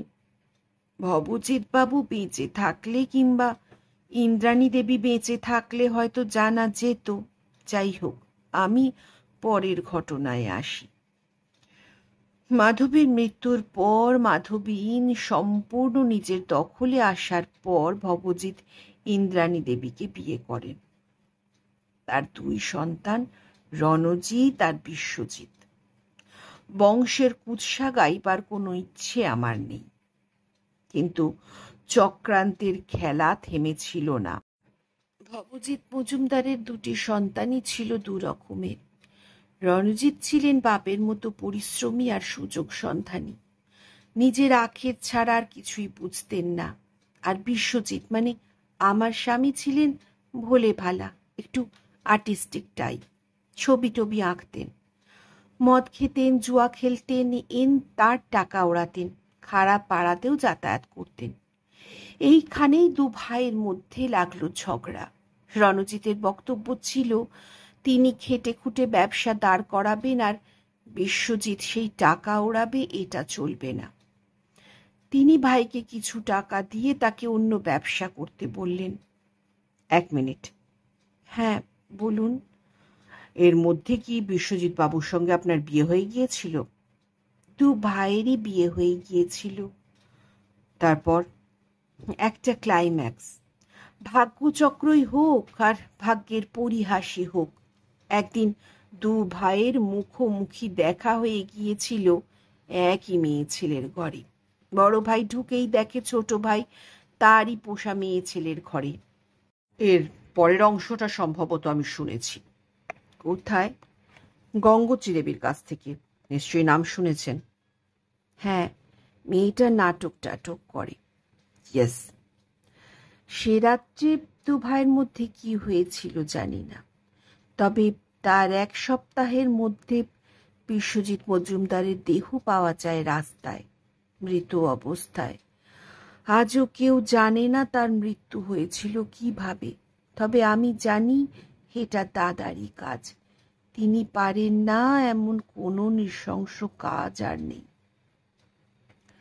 সামান্য একটা প্রস্টিটিউটের জন্য নিজের ভাইকে খুন করা ওনার পক্ষেই সম্ভব। কোনো পুলিশি এনকোয়ারি? স্নেহলতা হাসলেন, বললেন, পুলিশ? আপনার হাতে যদি বিস্তর টাকা থাকে, আপনি আইনকে কাঁচকলা দেখাতে নিশ্চয়ই পারবেন। পরবর্তীকালে সেটাই হলো। একদিন আমার ছেলে মনোজিৎ ওর জেঠুর কাছ থেকে হোটেলের অর্ধেক মালিকানা দাবি করেছিল। তার উত্তরে আমার ছেলেকে রণজিৎ মজুমদার শুনিয়ে দিয়েছিলেন বিশ্বজিৎকে আলাদাভাবে ব্যবসা করার জন্যে উনি 10 লাখ টাকা দিয়ে দিয়েছেন। বিশ্বজিৎ কোর্ট পেপারে সই করে সে টাকা নিয়ে করার করে দিয়েছে। মাধবী এনে তার বা তার ছেলের আর কোনো ভাগ তখনও নেই, ভবিষ্যতেও না। অনেকক্ষণ গুম হয়ে বসে থাকার পর নীল জিজ্ঞাসা করল, মনোজিৎবাবু এখন কি করেন? ওর এক বন্ধু অনল বসুর সঙ্গে জয়েন্টলি কোনো ব্যবসা করার চেষ্টা করে চলেছে। রথিজিৎবাবু কি বলেন? बाप का बेटा सिपाही का घोड़ा, कुछ नहीं तो थोड़ा थोड़ा, ওই বাপেরই ছেলে আর কি হবে। আর দিলীপ্তা দেবী, ওরও তো শেয়ার আছে। অনেক টাকা পণ দিয়ে অনলের সঙ্গে ওর বিয়ে হয়েছিল, কিন্তু সেটাও প্রায় শেষ হবার পথে। শুনেছিলাম কৌশিকবাবুর সঙ্গে বিদীপ্তা দেবীর একটা সম্পর্ক তৈরি হচ্ছিল। যার পূর্বপুরুষের রক্তে ব্যভিচার আছে তার ব্যভিচারিণী হতে সময় বেশি লাগে না। তার মানে বলছেন অনলবাবুর মধ্যে কোনো ত্রুটি বিচ্যুতি নেই? জানি না, তাই বলে বিয়ে করা স্বামীকে ফেলে দিয়ে পর পুরুষের সঙ্গে দ্বিচারিতা করবে, সেটাও কি মেনে নেওয়া যায়? কৌশিক হত্যার এই বীজটা কি এখানেই লুকিয়ে আছে? আপনার কি মনে হয়? যদিও এটা আমার জানার কথা নয়, আপনি গোয়েন্দা, আপনি সত্যটা খুঁজে পার করুন। তবে দুই ভাই বোনের রক্তে কিন্তু খুনের বীজ লুকোনো আছে। একটু থেমে ফের বললেন, বিদীপ্তা মেয়েটা ভালো নয়, এটা আমি বলতে পারি। ছোট থেকেই তো দেখছি ও মেয়ে বাড়ি থাকে কতক্ষণ। আর আপনার কিছু বলার আছে ম্যাডাম? না, আমি চক্রান্তের কথা জানালাম ন্যায্য পাওনা থেকে অন্তত দুজন মানুষের বঞ্চিত হবার কাহিনী। এবার আপনার খুঁজে দেখার পালা। নীল উঠে পড়ল, তারপর বলল, ম্যাডাম, আপনাকে অনেক ধন্যবাদ। শতপ্রবৃত্ত হয়ে আজ আপনি যা যা বললেন তদন্তের জঘন্য, সেগুলো থেকে আমি হয়তো একটা জায়গায় পৌঁছতে পারবো। আপনাকে অশেষ ধন্যবাদ। স্নেহলতা উঠে দাঁড়িয়ে বললেন, আপনাকে আমি শেষ ধন্যবাদ জানাবো যেদিন আপনি লুকিয়ে থাকা সব সত্যগুলোকে সবার সামনে তুলে ধরতে পারবেন। আসল অপরাধী যেদিন শাস্তি পাবে, সেদিনই আমার বুকের জ্বালা মিটবে। অনেক কষ্ট নিয়ে আমার স্বামী মারা গেছেন, যে জ্বালা আজও আমাকে কুরে কুরে খায়। ন্যায্য অধিকার থাকা সত্ত্বেও কেন আমার ছেলেকে আজও হন্যে কুকুরের মতো টাকার জন্য ঘুরে বেড়াতে হবে? বিকাশ বললেন, মিস্টার ব্যানার্জি, একটা কথা আমি বুঝতে পারছি না। মিসেস স্নেহলতা মজুমদার হঠাৎ কেন আপনাকে ডেকে তাদের পরিবারে কিসা শোনাতে গেলেন? দীপু বলল, আরে বাবা, এটুকু বুঝতে পারছেন না? মিসেস মজুমদার সর্ব অর্থেই ডিপ্রাইভড। তার স্বামী খুন হয়েছিলেন, ছেলেও পারিবারিক ব্যবসা থেকে বঞ্চিত, অথচ তার কিছুই করার নেই। তার ওপর চোখের সামনে বাড়িতে আসা একজন গেস্ট খুন হয়ে গেল।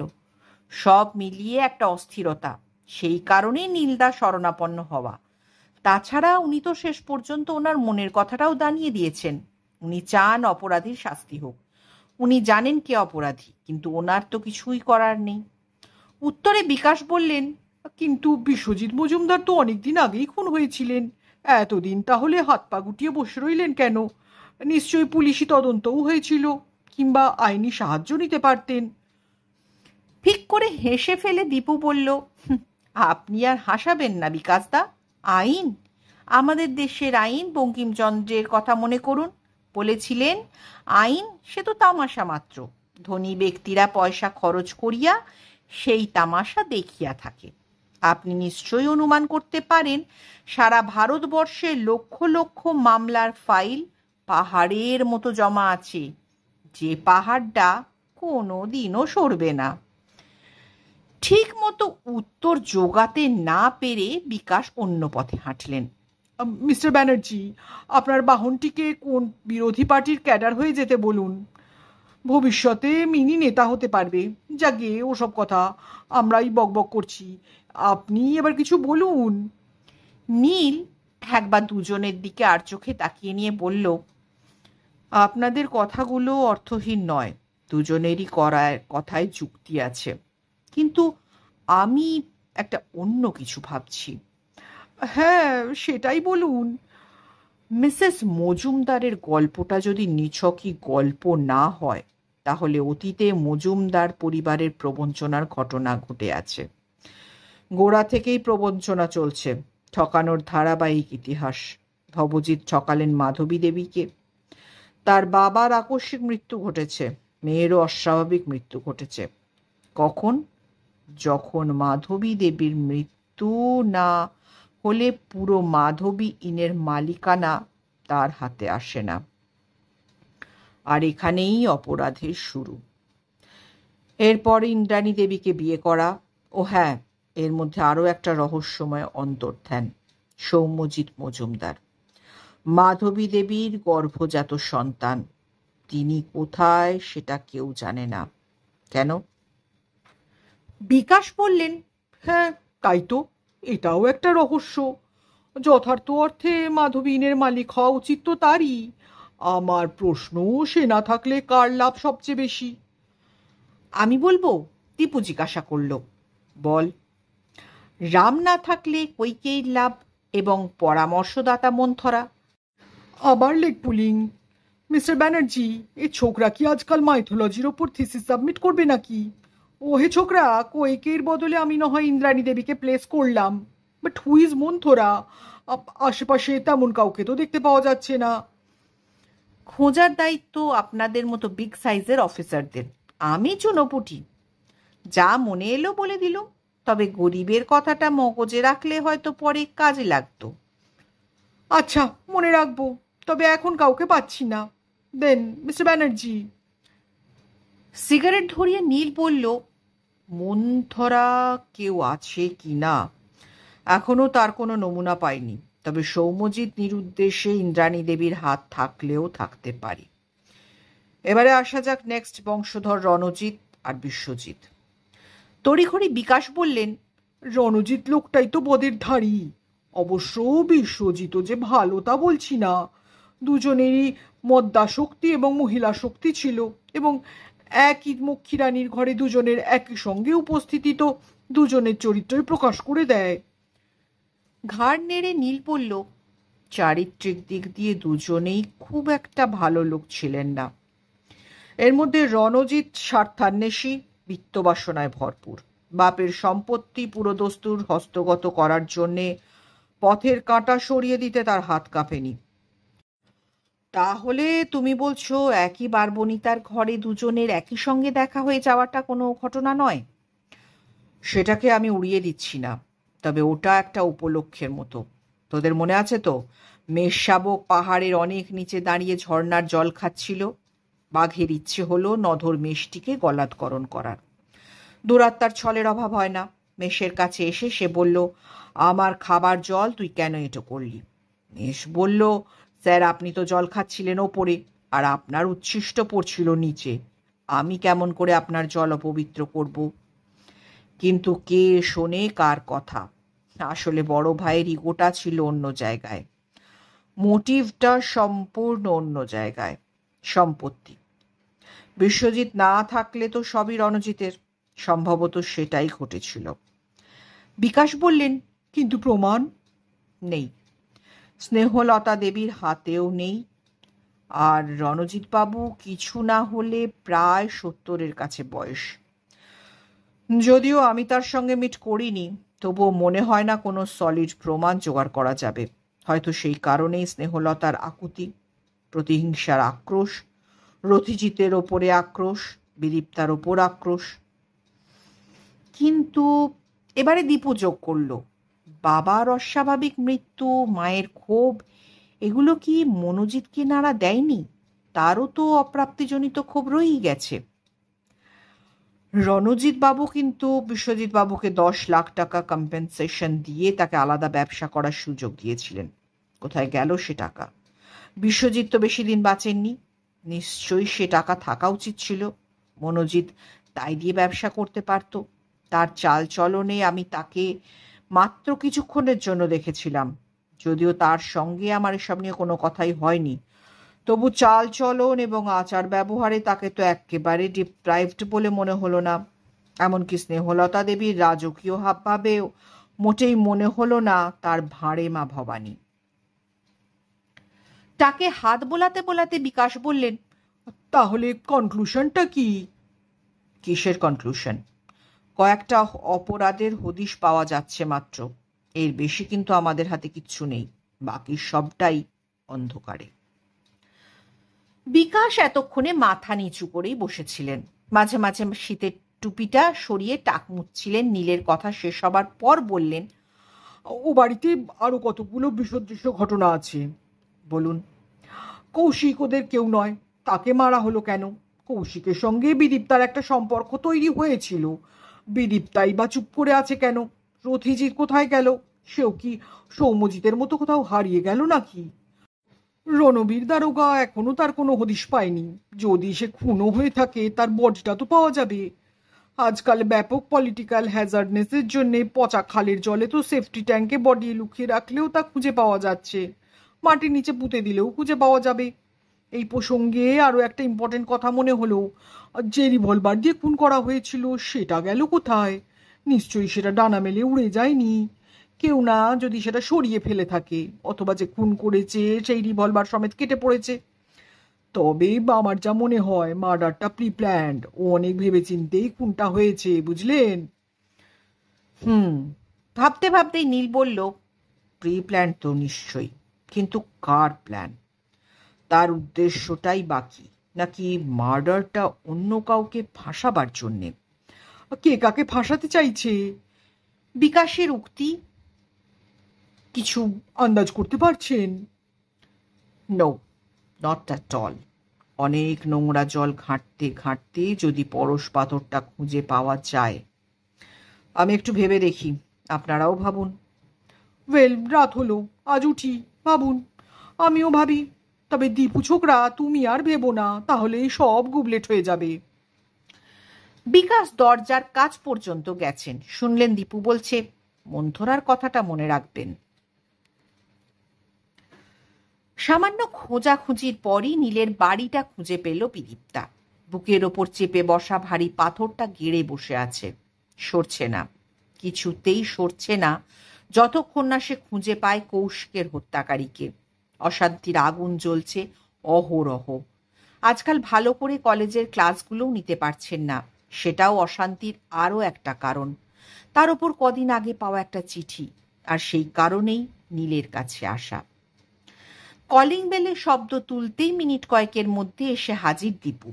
দীপুকেও চিনতে পেরেছিল দীপুও। দুজনেই সামান্য হাসল। বিদীপ্তা জিজ্ঞেস করল, আছেন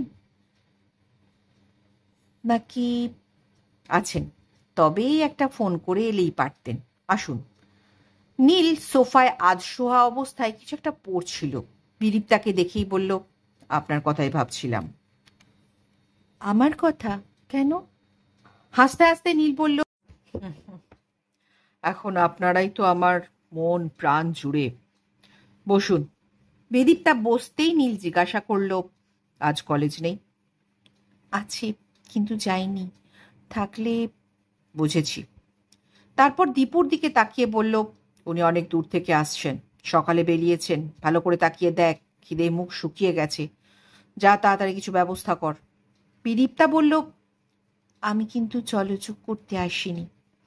সেটাও জানি, তবে ক্ষুধার্ত অতিথিকে ফেরানো আমার অভিধানে লেখা নেই। আহ দীপু, দাঁড়িয়ে রইলি কেন? যা তাড়াতাড়ি। দীপু চলে গেলে নীল বলল, নিন ম্যাডাম, কি প্রবলেম বলুন। কোনো কথা না বলে ব্যাগ থেকে একটা ভাঁজ করা কাগজ নীলের দিকে এগিয়ে দিয়ে বিদীপ্তা বলল, এটা পড়ুন।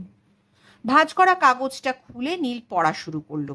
কয়েক ছত্র লেখা, হাতের লেখা নয়।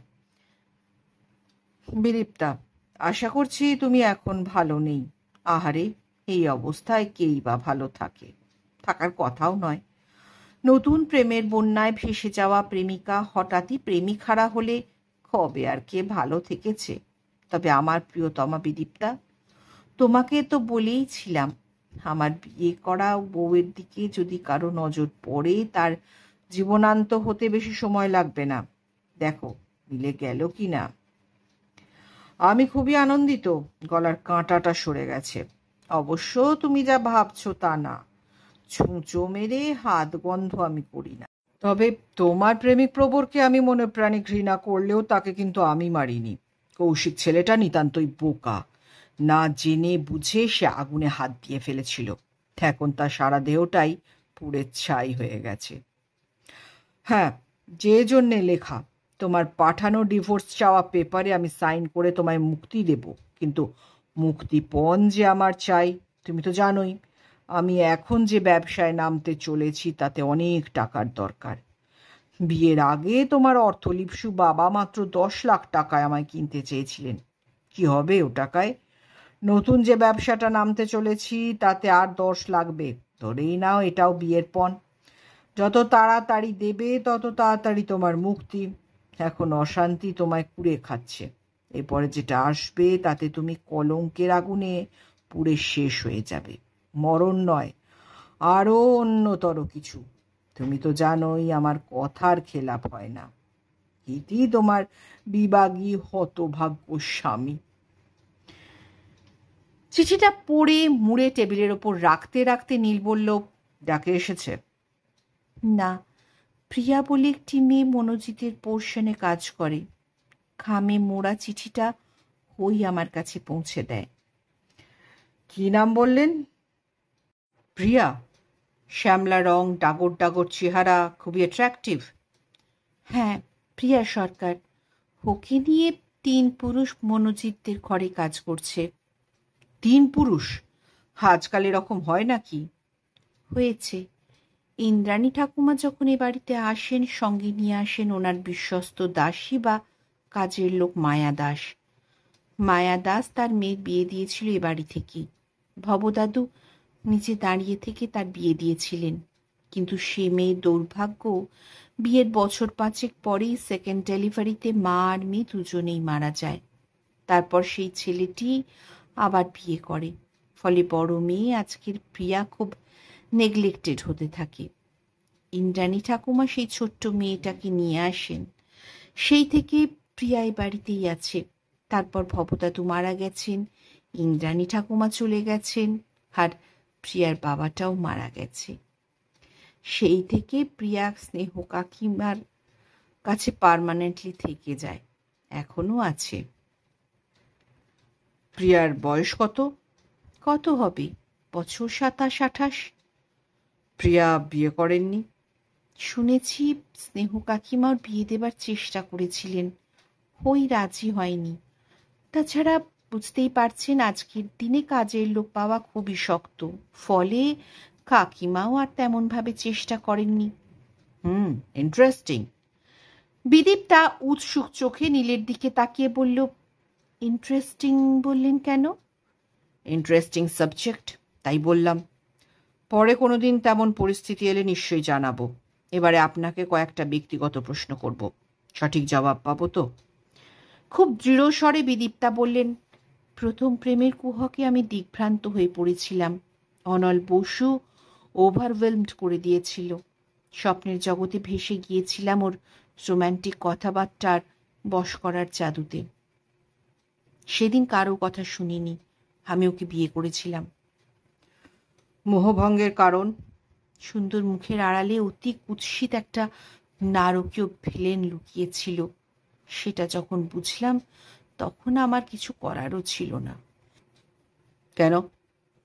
লজ্জার কথা, তবু বলি, বিয়ের আগেই আমি প্রেগনেন্ট হয়ে পড়ি।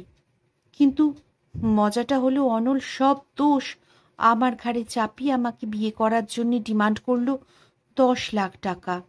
দিতে না পারলেও আমাকে বিয়ে করবে না জানিয়ে দিল। আপনি প্রতিবাদ করেননি? কারো একজনের কৃতকর্মের ফলে কোনো মেয়ের প্রেগনেন্সি আসে না। বলেছিলাম।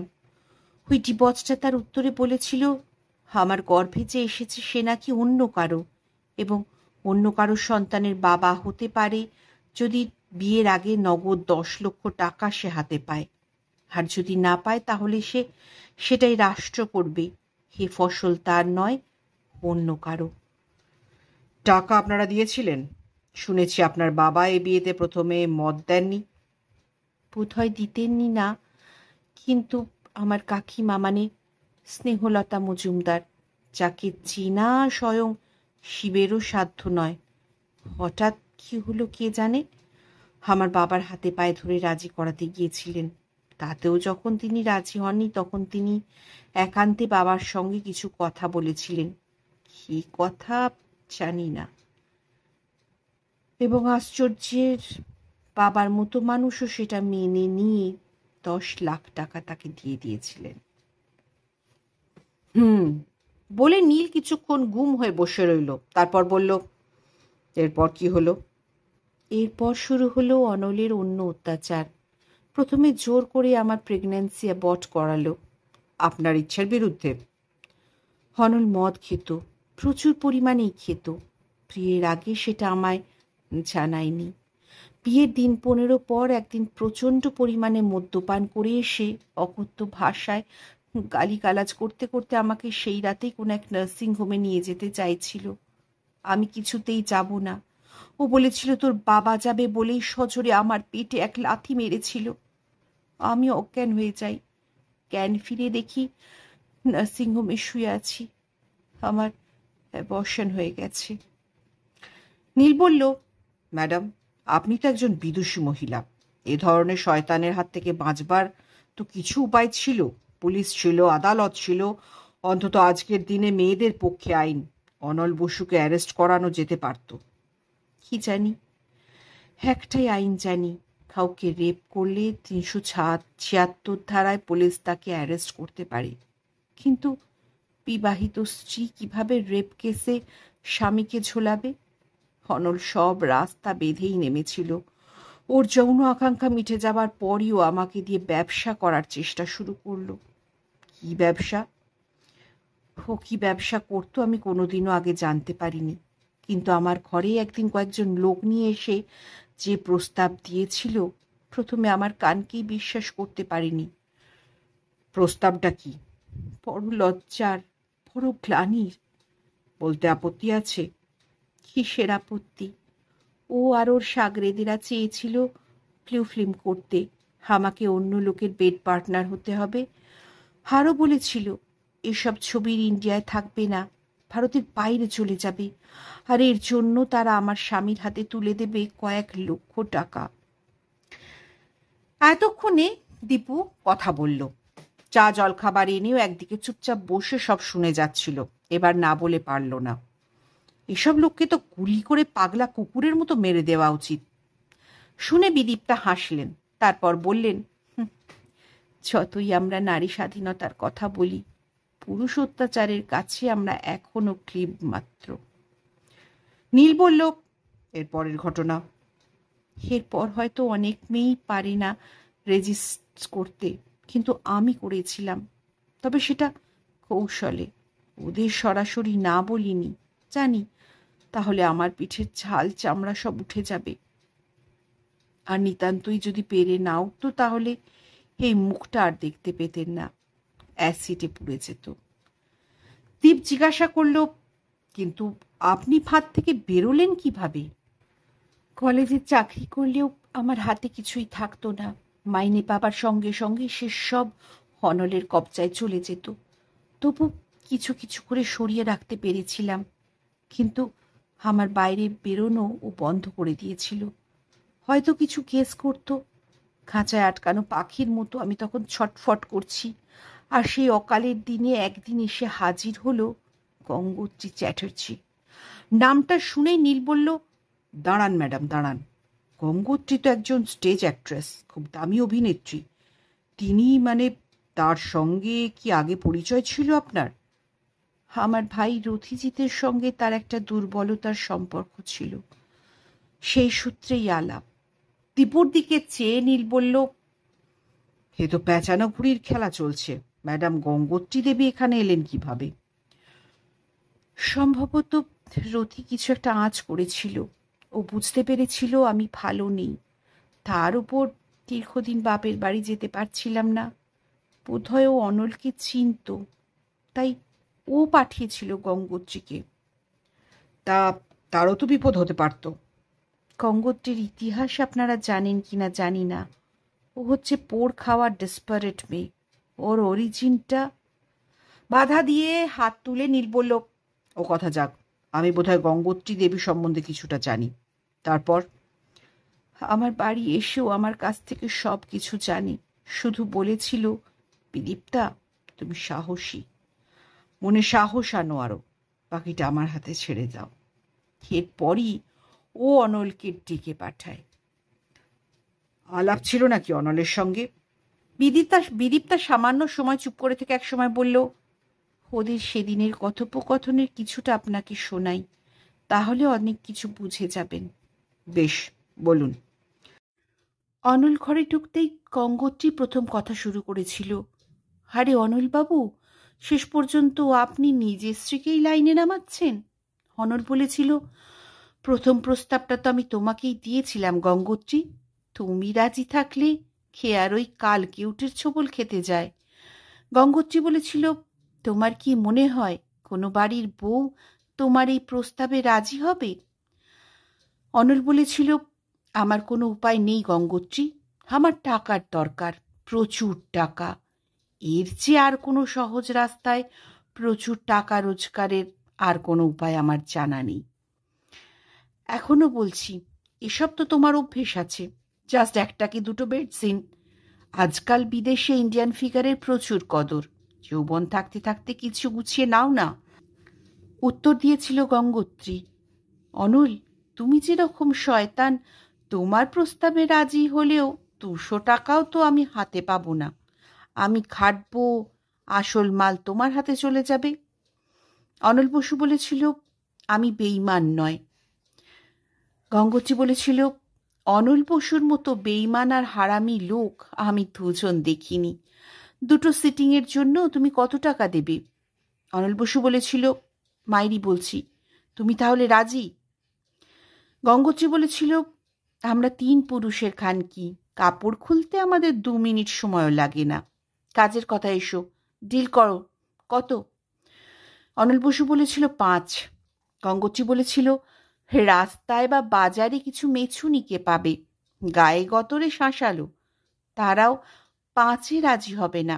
ডাকসাইটে সুন্দরী বেশ্যাকে পেতে গেলে। অনল বসু বলেছিল, হ্যাঁ বলো, কত? গঙ্গোত্রী বলেছিল, 20 পার সিটিংয়ে।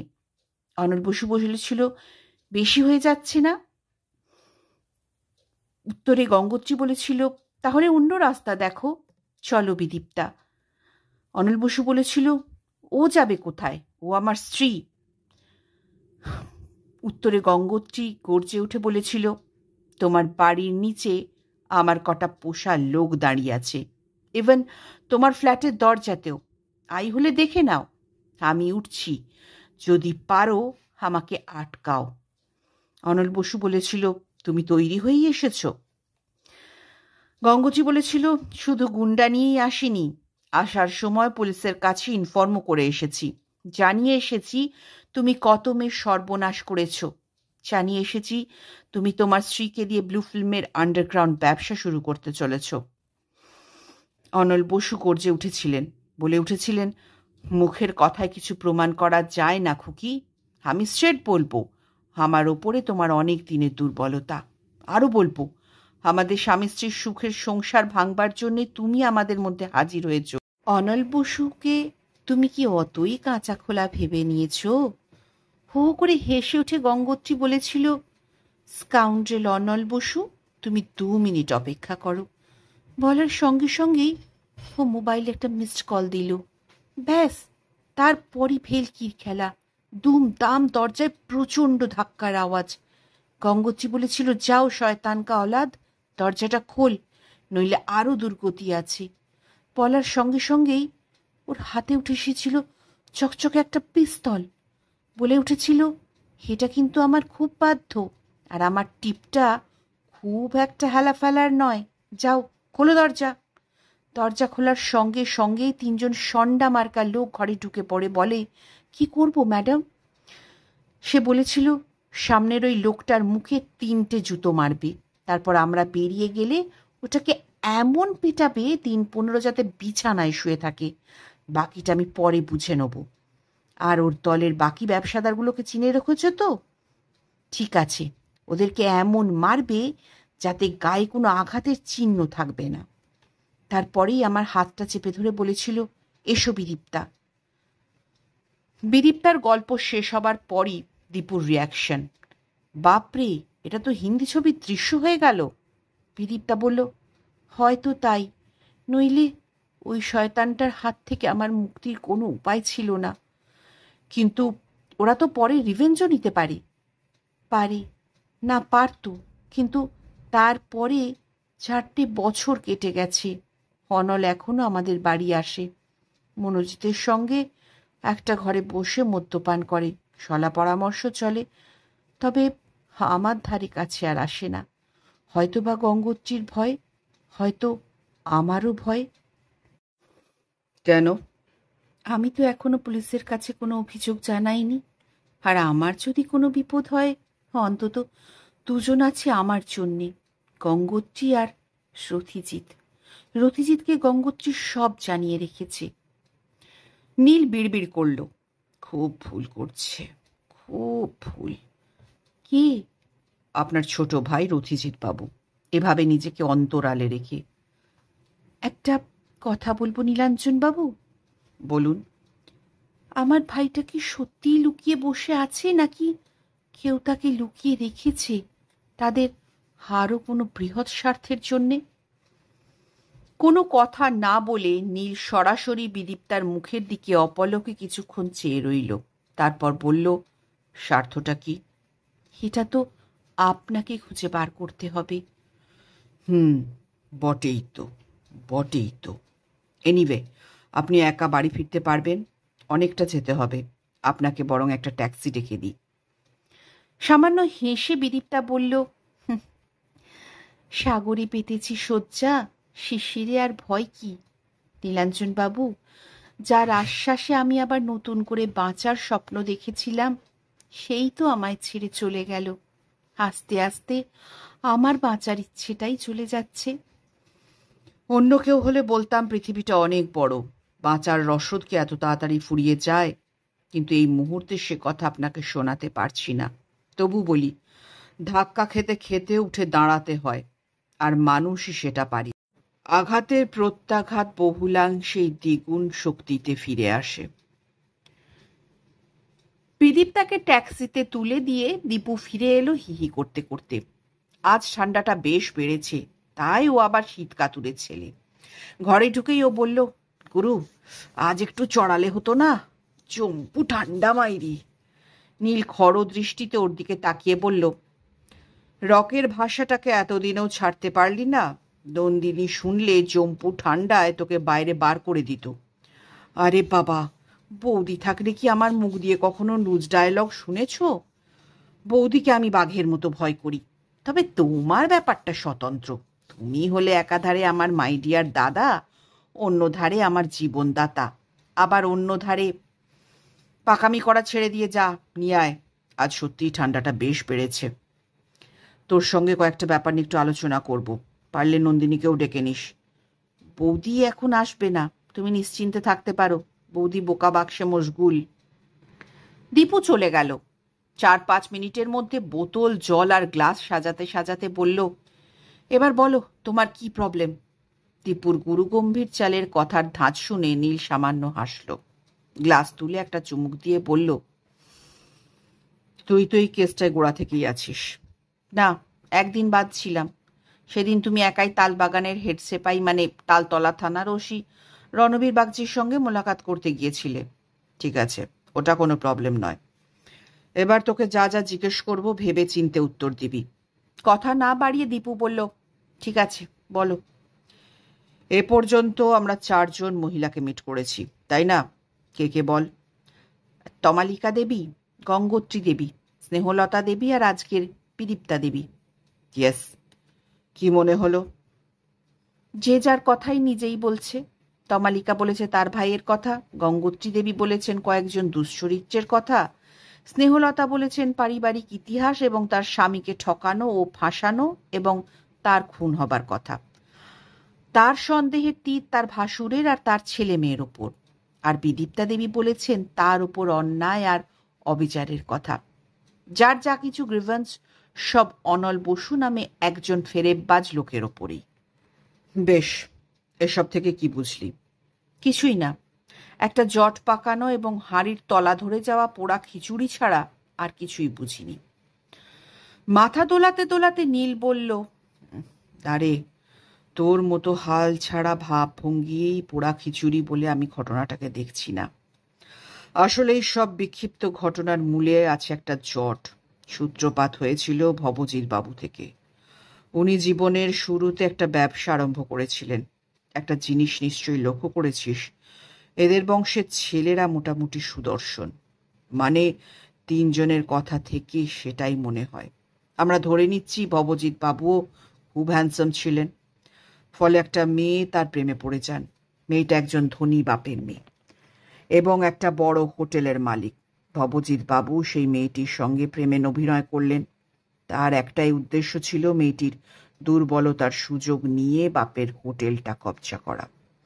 তিনি মাধবী দেবীকে ভালোবাসার জালে জড়িয়ে তাকে বিয়ে করলেন, কিন্তু তিনি ভালোবাসতেন ইন্দিরা দেবীকে। তাকে বললেন, সবুর করো, সব ঠিক হয়ে যাবে। তাই তো? হ্যাঁ, ঠিক তো হয়েই গিয়েছিল। কিভাবে? বাপ আর মেয়েকে সরিয়ে দিয়ে। বাপ আর মেয়েকে কৌশলে মার্ডার করে। প্রথমে বাবা। নিশ্চয়ই বাবার উইল ছিল তার হঠাৎ মৃত্যু হলে সব সম্পত্তির মালিক হবেন তার মেয়ে। এর কিন্তু কোনো প্রমাণ নেই। ডাইরেক্ট প্রমাণ হয়তো আজ আর পাওয়া যাবে না, কিন্তু পরবর্তী ঘটনা থেকে অ্যাজিউম করা যায় তার মেয়েই ছিলেন একমাত্র ওয়ারিশ, এবং সেই কারণেই মাধবী দেবীর মৃত্যু। আর স্ত্রী যেহেতু কোনো ব্যক্তিগত উইল ছিল না। বাধা দিল দীপু। তুমি কি করে ধরে নিচ্ছ তার কোনো উইল ছিল না? তার তো সন্তান ছিল আর একটা। সামান্য উত্তেজিত হয়ে নীল বলল, ইয়েস ইয়েস, তাদের একটা ছেলে ছিল যার নাম সৌম্যজিৎ। তুই সেদিন বিকাশবাবুর সামনে একটা কথা বলেছিলি, রামের বনবাস হয়েছিল কৈকেয়ীর জন্য, নিজের ছেলেকে সিংহাসনে বসানোর জন্য। আরও একটা কথা বলেছিলি, মনে আছে? কে জানে বাবা, অত মনে থাকে না, আমার মেমারি খুব শ্যালো। মন্থরা। কৈকেয়ীকে তাতিয়েছিল মন্থরা, কৈকেয়ীর খাস চাকরানি। সেদিন তোর কথা বিকাশবাবু উড়িয়ে দিলেও আমি দিইনি। মন্থরা। এখানে মন্থরাটা কে, যার পরামর্শে রামের বনবাস? এখানে রামটা কে? সৌম্যজিৎ? ইয়েস, সৌম্যজিৎ। ভবজিতের জ্যৈষ্ঠ সন্তান হয়েও ইন্দিরা দেবীর প্যাঁচে তাকে হারিয়ে যেতে হয়েছিল। হয়তো ভবজিৎ বাবু সেটা চাননি, কিন্তু তিনি বাধ্য হয়েছিলেন সৌম্যজিৎকে সরিয়ে দিতে। কারণ? দীপু বলল, কারণ তুমি কি বলবে জানি না। আমার ধারণা মাধবী দেবী কিছু একটা আঁচ করে নিজের সম্পত্তি তার ছেলের নামেই করে দিয়েছিলেন। হতে পারে না? পারে না কি রে? আমার তো মনে হচ্ছে সেটাই আসল ফ্যাক্টর। সৌম্যজিৎ না থাকলে বা তাকে মৃত প্রমাণ করতে পারলেই সম্পত্তি বাপের এখতিয়ারে চলে আসে। কারেক্ট। আর এটাই মন্থরার অবদান। ইন্দিরা দেবীর সন্তানের মা হবার পর থেকেই তার কানে ফুসমন্ত দিতে শুরু করে মন্থরা। একটা কথা আছে, হিস্ট্রি রিপিটস ইটসেলফ। রাম কাহিনীকে আমি ইতিহাস বলতে রাজি নই। সম্ভবত বাল্মীকি প্রণীত একটা কাহিনী, একটা রাজবংশের কল্পিত কাহিনী। সিংহাসন বা ক্ষমতা দখলের জন্য ভাই ভাইকে খুন করেছেন, ছেলে বাবাকে বন্দি করেছেন। ভুরি ভুরি নজির আছে ইতিহাসের পাতায়, এবং আজও তা অব্যাহত। গুরু, তুমি কিন্তু মূল জায়গা থেকে সরে যাচ্ছ। না, সরিনি। উপমাগুলো মনে এলো তাই বললাম। যাক, যা বলছিলাম, সৌম্যজিৎ দৃশ্যের আড়ালে।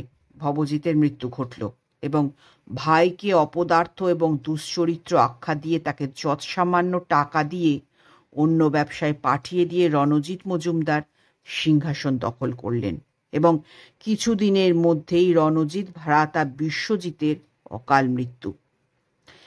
এ পর্যন্ত তো সেটাই আমরা দেখতে পাচ্ছি, যদিও এগুলো এক মহিলার মুখ থেকেই শোনা গল্প। মাথা নাড়তে নাড়তে নীল বলল, না রে, নিছক গল্প নয়। নিজের ক্ষোভ উগরে দিতে গিয়ে স্নেহলতা দেবী অনেক কিছু বলে ফেলেছেন। এখন আমাদের খুঁজে বার করতে হবে এর মধ্যে কতটা সত্য আর কতটা খাদ। তার ছেলে বঞ্চিত, মানে আমি মনোজিতের কথা বলছি। অ্যাকচুয়ালি সম্পত্তি তো দু ভাইয়ের মধ্যে সমানভাবে ভাগ হওয়া উচিত ছিল, রণজিৎ আর বিশ্বজিৎ, কারণ সম্পত্তির মালিক তো এদের দুজনের একই বাপের, তাই না? দুম করে দীপু বলে উঠল, গুরু, আমার মন যে কু গাইছে। গাইয়া মেয়েদের মতো কথা বলিস না, সরাসরি বল কি মনে হচ্ছে। বিশ্বজিৎ কি সৎ মায়ের ছেলে? হোয়াট? তুই কি বলতে চাইছিস? ভবজিৎ বাবুর যা রকম সকম, তাতে তার একটা উপপত্নী থাকতে ক্ষতি কি? উপপত্নী? উপপত্নীর ছেলেকে কি কেউ নিজের পদবি দেয়? ধরও দিতে বাধ্য হয়েছিলেন। সর্বনাশ, তুই তো আবার আমায় নতুন গাড্ডায় ফেলে দিলি। গুরু, তোমায় গাড্ডায় ফেলার কোনো ইচ্ছেই আমার নেই। একটা সম্ভাবনা মাথায় এলো তাই বলছি। দশরথের তো 3 পত্নী। আমাদের দশরথের 3 পত্নী থাকতে অসুবিধে কোথায়? 1 পত্নী গত, 1 পত্নী আইন সিদ্ধ, আর কামুক লোকের আরও একটা থাকলেই কি এমন মহাভারত অশুদ্ধ হবে? তুই কার কথা বলছিস? এই মেরেছে। আমি আবার আর একটা পত্নী কোথায় খুঁজে পাবো? তবে ওই যে বললে খুঁজতে হবে, ওটাই তো তোমার আসল কাজ। গুরু, মাত্র একটা পেগে রসনায় উঠছে না, ওতে হয়? তুই তো একটা জব্বর জিনিস মাথায় ঢুকিয়েছিস। তোর অনারে তো খেতেই হবে। ডাল। নতুন গ্লাসে চুমুক দিতে দিতে দীপু আবার বলল, তোমার মন্থরা কোথায় গেল? পিকচার থেকে আউট নাকি? মন্থরা সম্বন্ধে বিদীপ্তা যেটা বলল, ওর একটা মেয়ে ও বাড়িতেই 5 মাস খাটত। তারপর তার বিয়ে হয়। একটি মেয়ে রেখে মারাও যায়। সেই মেয়েই হচ্ছে প্রিয়া, যে এখনো ওই বাড়িতেই মৌরুষি পাট্টা নিয়ে বহাল তবিয়তে আছে এবং বিয়ের বয়স হওয়া সত্ত্বেও বিয়ে করছে না। আমি যা এক ঝলক দেখেছি, দেখতে শুনতে খারাপ নয়। একটু শ্যামলা শ্যামলা, বাট বেশ চুলবুলে। ইচ্ছে করলে যে কোনো কাউকে পটাতে পারে, কিন্তু সে সেদিকে যাচ্ছে না। কেন ভেবে দেখেছ? কিছু মনে করো না, একটা টসটসে যুবতী সামান্য কটা টাকার জন্য মনোজিতের সংসারে পড়ে থাকবে, যেখানে স্নেহলতা বা মনোজিতের টলমল অবস্থা। এক চুমুকে অনেকটা গলায় ঢেলে দিয়ে নীল বললে, না রে দীপু, তোকে যতটা ক্যালাস ভাবি না কেন, তুই তো আমাকে নতুন ফর্মে ভাবতে শুরু করলি। Thanks, many many thanks. তাহলে তাহলে কয়েকটা প্রশ্ন সামনে এসে দাঁড়াচ্ছে। এক এক করে বলো। 1, সৌম্যজিৎ কোথায়? বেঁচে আছে না মরে গেছে? বেঁচে থাকলে সে কোথায়? মরে গেলে কিভাবে মরল? স্বাভাবিক না অস্বাভাবিক? 2, বিশ্বজিৎ মজুমদার কেন এত নেগলেক্টেড? সত্যি কি ইন্দিরা দেবী তার মা? 3, যদি না হয় কেউ একজন তার মা ছিলেন, তিনি কে? বার করা বেশ শক্ত। ওনার কোন মেয়ে মানুষ? বড় বাড়ির বড় বাবুদের মেয়ে ছেলে পোষার শখ থাকে, কিন্তু তার ছেলেকে এনে সিংহাসনের ভাগীদার করা বোধ হয় সম্ভব নয়। তারপর আমরা এখনো বৃদ্ধ রণজিতের সঙ্গে মিট করিনি। করে নাও। তার ইচ্ছে না থাকা সত্ত্বেও কেন তিনি জেনে শুনে অনল বসুর মতো একজনের হাতে মেয়েকে তুলে দিলেন, এবং 10 লক্ষ টাকার পণ দিয়ে, যেটা রণজিতের চরিত্রের বিপরীতধর্মী ঘটনা? বলে যাও, কেন এদের কেউ না হয়েও কৌশিক মার্ডার হয়? আর সবচেয়ে বড় পয়েন্ট, বিদীপ্তার ধারণা অনুসারে রথিজিৎ অত্যন্ত ভালো ছেলে হওয়া সত্ত্বেও খুন না করেও সে পলাতক হয় কেন? ঠোঁট উল্টে দীপু বলল, বিদীপ্তা এমন কোনো যুধিষ্ঠিরের নাতনি নয় যে তোমার কাছে হুড়হুড় করে সব সত্যি বলে গেছে। কেউ গ্যারান্টি দিয়ে বলতে পারে না যে সেই কৌশিককে খুন করেনি। সে রাতে ওরা দুজন ছাড়া ঘরে আর কেউ ছিল না। হয়তো সেদিন সত্যিকারের মার্ডারের টার্গেট ছিল রথিজিৎ, গুলিটা লেগে গিয়েছিল কৌশিকের মাথায়। নীল এখন খেইহারা নাবিক দোনামোনা করে বলল, কে জানে, হলেও হতে পারে। তবে তার অ্যালিবাই, সে তখন টয়লেটে গিয়েছিল। সেটা কে দেখেছে? কোনো প্রত্যক্ষদর্শী আছে? গ্লাসটা উপর করে নীল বলল, কাল থেকে আমায় ডিস্টার্ব করিস না। আমাকে এখন অনেক আকাশ পাতাল খুঁজতে হবে। আমি শালা বাদ কেন? সময় হলেই ডেকে নেব। শেষ হলো আমাদের আজকের গল্প, অভিভাবকের 2য় পর্ব। গল্পটা ভালো লাগলে অবশ্যই ভিডিওটাতে একটা লাইক দেবেন, এবং যারা আমার চ্যানেলে নতুন বা এই ধরনের গোয়েন্দা গল্প শুনতে ভালোবাসেন, তাদেরকে অনুরোধ করব আমার চ্যানেলটা একবার ভিজিট করে আসার জন্যে।